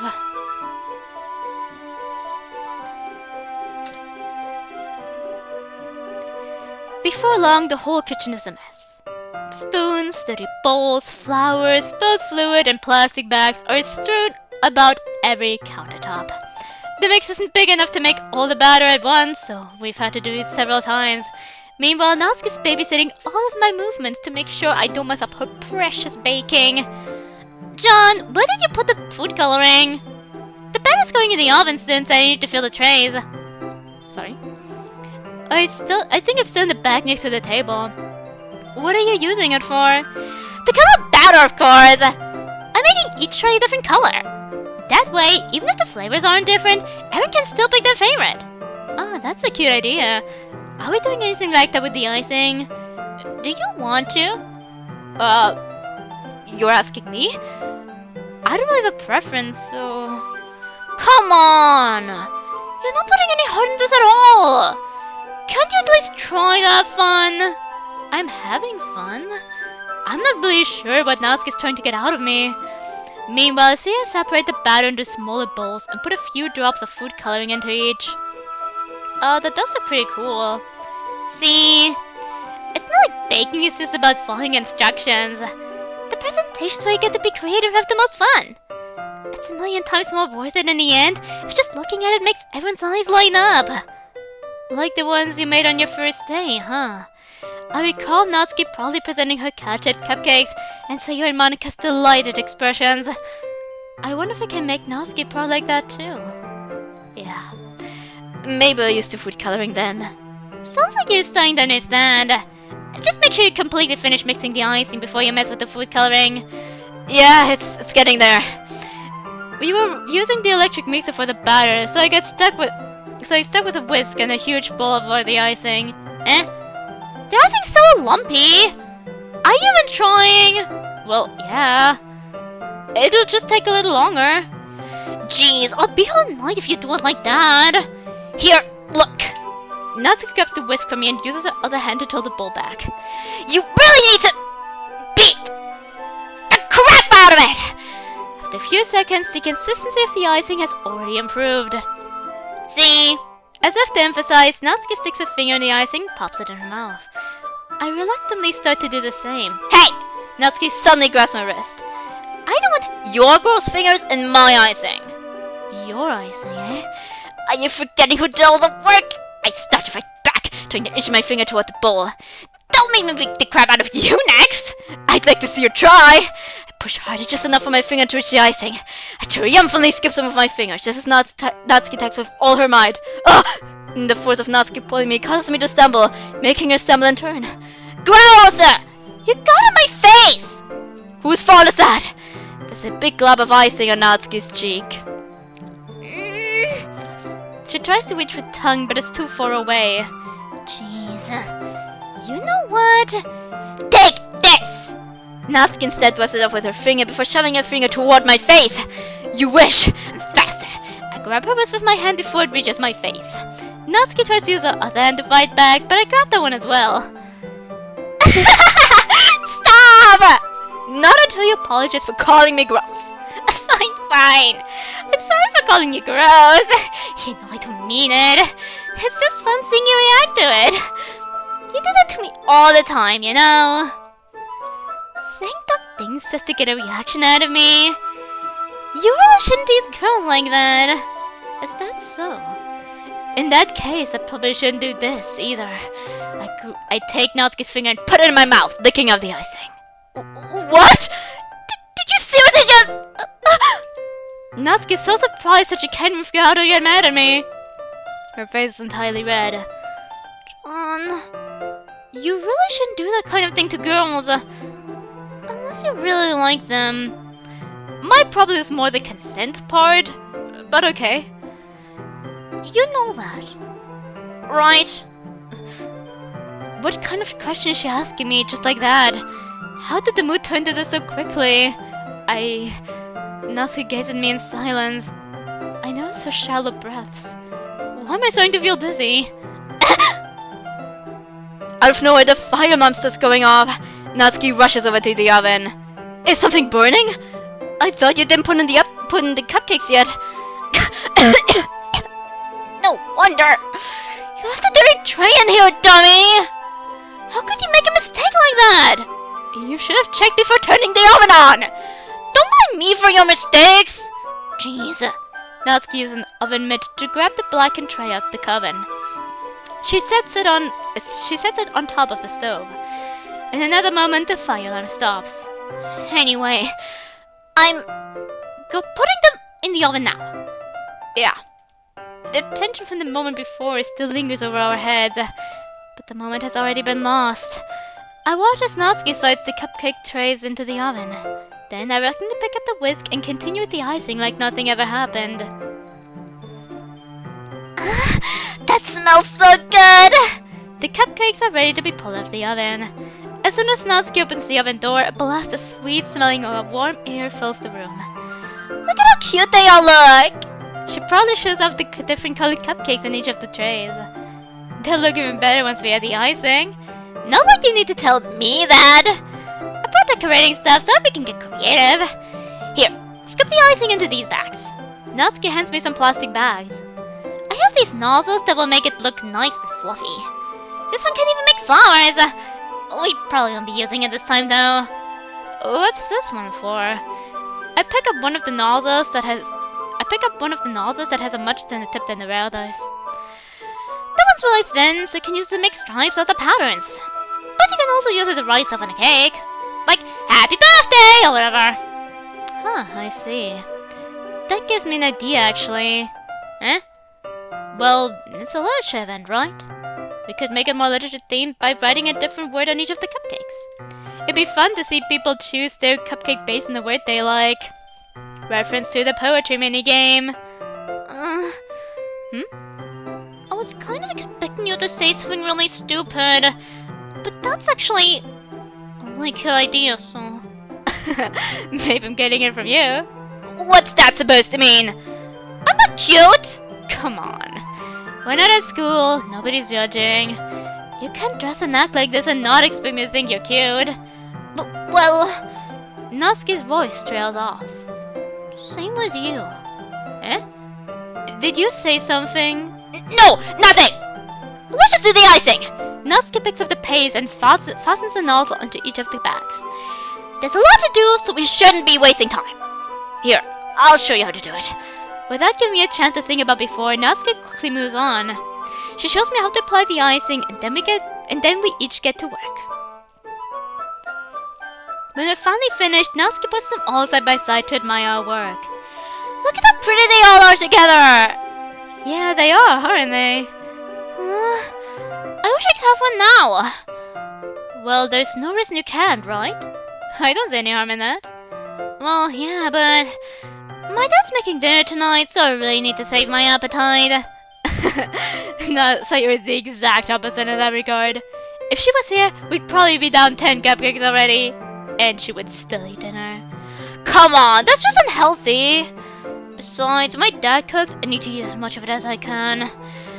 Well, anyway, I was hoping we'd have time for manga, but I need to be home for dinner. Already? That's a shame. It's your fault for working so slowly. You should have thought about that. It's not like you always have this chance.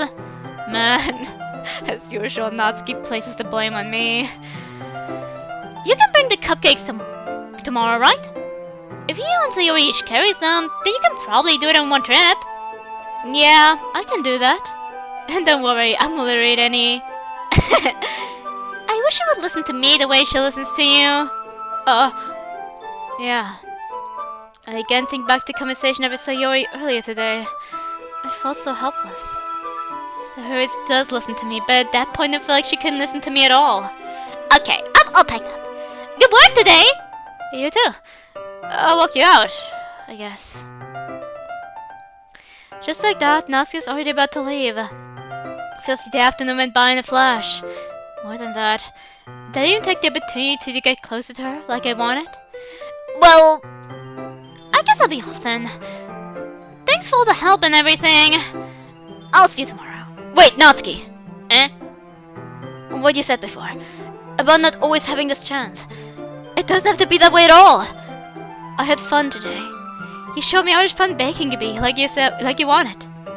But aside from that, you can come over anytime, okay?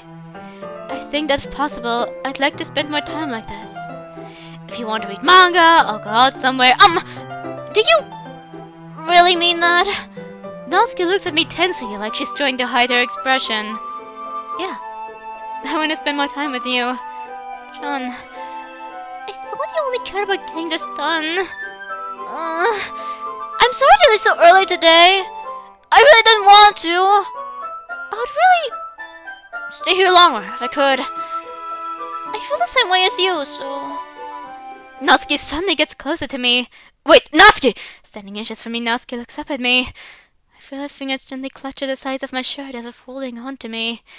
Her rose-colored cheeks and matching eyes for my vision, along with her slightly parted lips. What is happening? My head starts to go dizzy as I feel her soft breaths against me. I felt it. For a while now. Natsuki suddenly jumps back. Sayori! Hi, John. Sayori, just know we weren't... It's okay, John. I just stopped by to say hi. Well, you should have come a little earlier. I'm on my way out, so... Oh, really? That's too bad. Yeah, well... I'll still see the festival tomorrow, so it's fine. Just don't eat any cupcakes before then. Anyway, later! Clearly flustered, Natsuki hurries off and Sayori waves goodbye. Sayori, I thought you didn't want to come over today. Well, I tried staying in my room, but my imagination was being really mean to me. So I had to come here and see it for myself. See what? What are you talking about? You know, how much fun you were having with Natsuki, and how close you got to her. It makes me really happy that you've made such good friends. That's all that matters to me. Tears start to fall down Sayori's face. That's all that matters to me. Why am I feeling this way, John? I'm supposed to be happy for you. Why does it feel like my heart is splitting in half? It hurts so much. Everything hurts so much. Does it make so much better if I could just disappear? Sayori, don't say that. It's true, John. If I wasn't here, then you would waste your sympathy on me. You would have to put up with me being selfish. Monika was right. I should just... Monika? Monika's right about what? Sayori. What I said before is true. I'm not going to let this continue. Caring about you like this isn't the burden your mind is making it out to be. It's something that makes me happy. It's something that I wouldn't trade for anything else.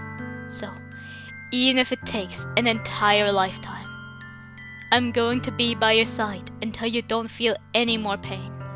But... Sayori looks away. I put a hand on her shoulder to reassure her. I'm scared, John. I'm really scared. What are you scared of, Sayori? I'm scared that I might like you more than you like me. Sayori? It's true, isn't it? I was weak and started to like you too much. I did this to myself. John, I like you so much that I want to die! That's how I feel! And that's enough, Sayori. I don't want you to hurt anymore. I slide my hand down Sayori's arm and squeeze her hand in my own. Do you remember how I said I always know what's best for you? Do you still believe me? Wordlessly, Sayori nods. Even if you don't understand all of your own feelings. I know what you need the most right now. And that's what I'm going to give to you. Sayori. You'll always be my dearest friend. What you need most is for things to be like they've always been. Monika told me the truth. She told me how much happier you seemed after I joined the club. I know you're struggling with some really difficult feelings right now. But please trust me that I know what's best. And will make you happy in the end. I promise I'll get things back to the way they were. I see. Sayori forces a smile through an incredibly pained expression. Is this what it feels like? To get stabbed in the chest? I should write a poem about this. Sayori, it's okay. This is just my punishment. Remember? For being so selfish. So please don't worry about these stupid feelings. I know you're right.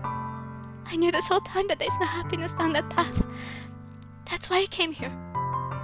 Just so I could get the answer I needed to hear. And the other thing, you're also right that I just want to go back to the way it was. I realize that now. You really do know me better than anyone, John. I trust you with anything. Anything at all. So her smile finally breaks. All of a sudden, she turns around and drops to her knees.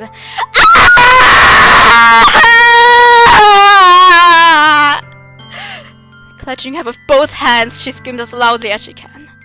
I'm so shocked that I don't know how to react.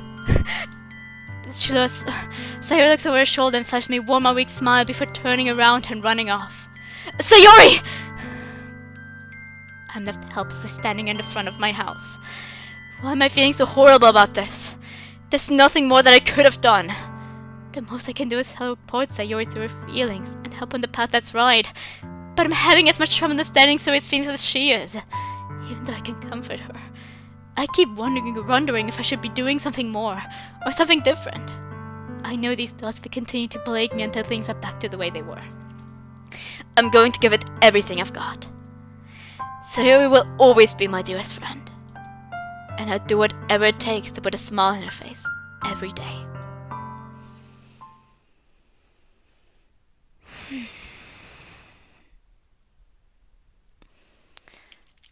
After this horrible encounter. Okay. The file pops in. Happy thoughts. In the side story balance, Sayori mentions that she likes to draw strict figures, so I'm sure Sayori's the one who drew this. I'm not fully sure why Monika put in the files. Either it glitched, maybe, or like I've done weird things sometimes when something bad happened. Or maybe as a warning. I'm not fully sure about her reasoning for putting it in, but I'm sure Sarah's the one who drew it.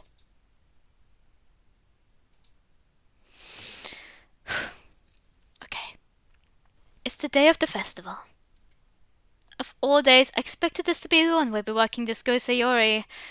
But Sayori isn't answering her phone. I considered going to house to wake her up, but decided that's a little too much. Meanwhile, the preparations for the event should be nearly complete. I managed to carry all the cupcakes myself by carefully stacking 2 trays. Natsuki is already texting up a storm, but I can't respond thanks to my hands being full. Funny enough, I probably feel the same way as Natsuki about the event. I'm more excited for it to be over so I can spend time with Sayori and Natsuki at the festival. But knowing Monika, I'm sure the event will be great too. John! You're the first one here. Thanks for being early. That's funny. I thought at least Yuri would be here by now. Monika's placing all booklets on each of the desks in the classroom. They must be the ones prepared that have all the poems we're performing. In the end, I found a random poem online that I thought Monika would like and submitted it. So, that's the one I'll be performing. I'm surprised you didn't bring Sayori with you. Yeah, she overslept again.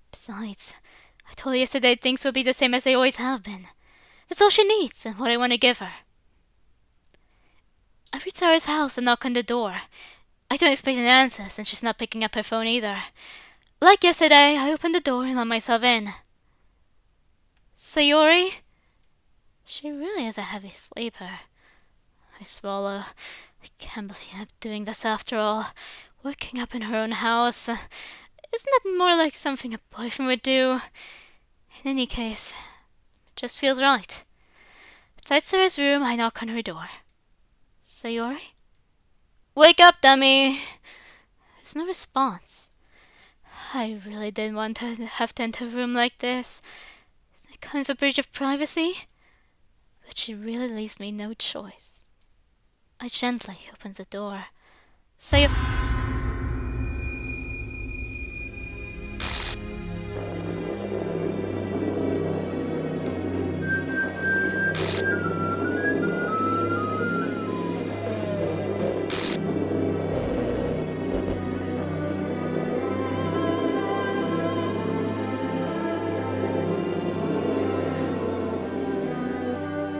What the hell? What the hell? Is this a nightmare? It has to be. This isn't real. There's no way this can be real. So I wouldn't do this. Everything was normal until a few days ago. That's why I can't believe what my eyes are showing me. I suppressed the urge to vomit. Just yesterday, I told her to be there for her. I told her I know what's best and that everything will be okay. Then why? Why would she do this? How could I be so helpless? What did I do wrong? Turning down her confession. The task of pain were pushed over the edge. Agonized screams echoes in my ears. Why did I do that to her when she needed me the most? Why was I so selfish? This is my fault. My son thoughts kept telling me everything I could have done to prevent this. If I just spend more time with her, walk to the school, and give her what I know she wanted out of her relationship, then I could have prevented this. I know I could have prevented this! Screw the literature club. Screw the festival. I just lost my best friend. Someone I grew up with. She's gone forever now. Nothing I could do can bring her back. This is some game I can reset and try something different. I had only one chance and I wasn't careful enough. And now I carry this guilt with me until I die. Nothing in my life is worth more than hers. But I still couldn't do what she needed from me. And now, I can never take it back. Never. Never. Never. Never. Never.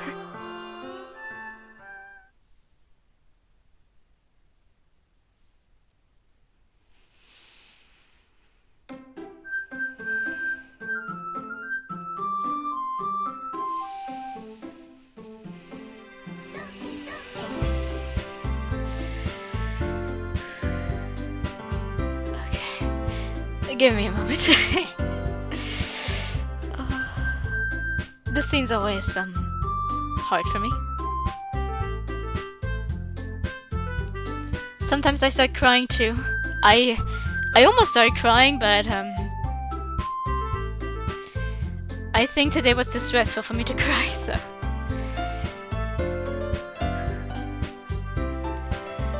But yeah, I was on the verge of it sometimes. Especially during the oh yeah, agonized scream echoes in my ears until the middle portion. So.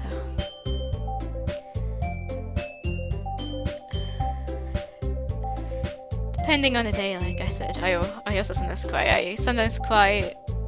I sometimes tear up during specific parts of the game anyway, so. I'm a very emotional person. The scene just means something to me, given the fact that I lost someone that way, so sometimes the scene brings up the emotions pretty intensely. It's been some time, so I've recovered quite a bit, but depending on the day, depending on what happened during the day, and during the night, I sometimes can still get really emotional about this, so it's like it harms me in the long run, just sometimes there's this these memories, you know.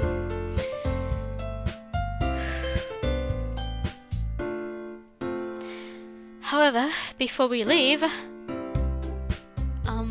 a second, no, I don't think I glitched. Ruby sometimes glitches. I think we should go over the other things that we said talk about before we go into Act 2.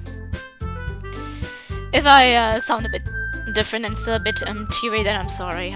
I don't think I will recover so quickly, real quick, so...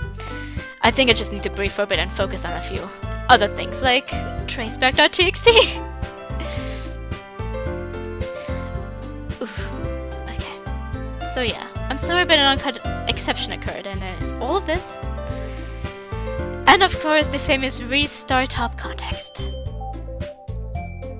Oh jeez. I didn't break anything, did I? Hold on a sec, I can probably fix this. I think. Actually, you know what? It's probably a lot easier if I just deleted her. She's the one who's making this so difficult. Well, here goes nothing. So, I wish I could have done a bit better with the voice acting, but yeah. So yeah, and Sayori's file is also gone, as you know.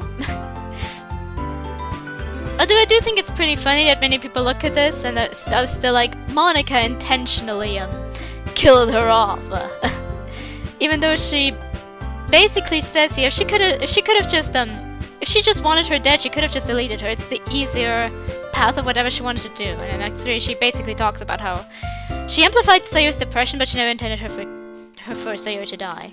And she seems to be quite impacted by it too, given some stuff in Act 3. Like, this also implies that, oh, she didn't break anything. Hold on a second, probably fix this, I think.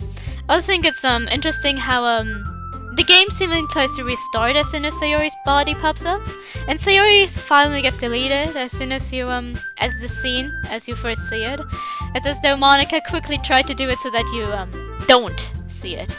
Because, I mean, she does apologize for you to have to see nasty things in Act 3, so she probably really just did want that to, you to see these things. So it's probably like quickly impulsive, just like, if I can just like fix this, I'm just going to delete her.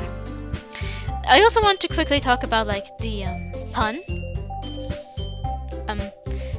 I never got around to watch it, but someone on the internet once told me that Dan Sawado, the creator, states in his playthrough that Monika said like the pun while thinking of it as like how players make jokes about like characters suffering when they don't care about that character, when they aren't attached to that character. But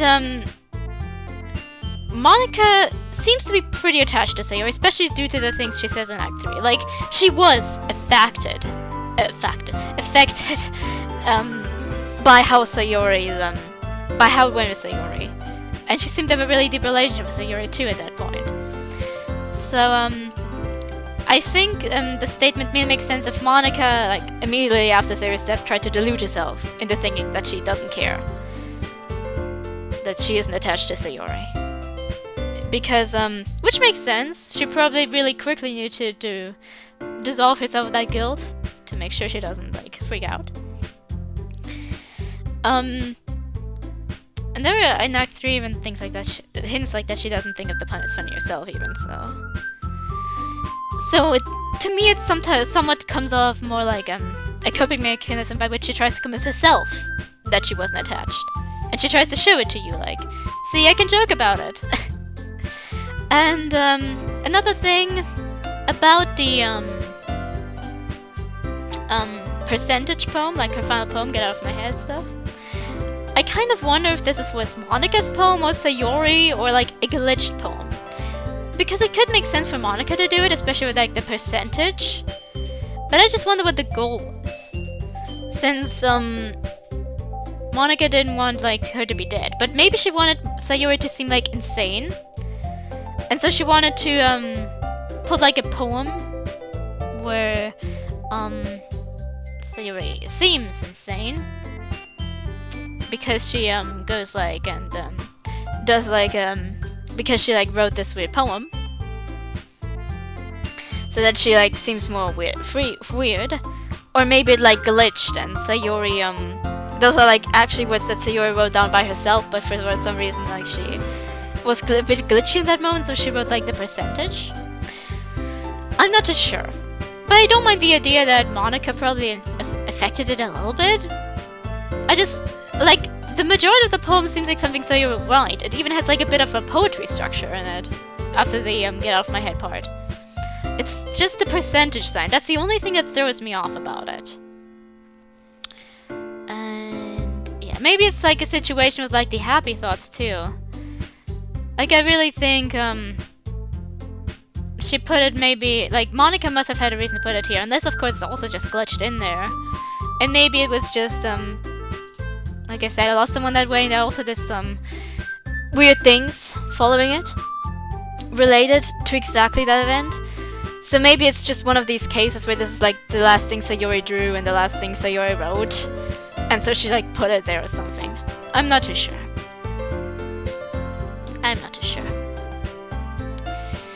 Anyway, this was it. This was that. Thank you for watching. I hope if you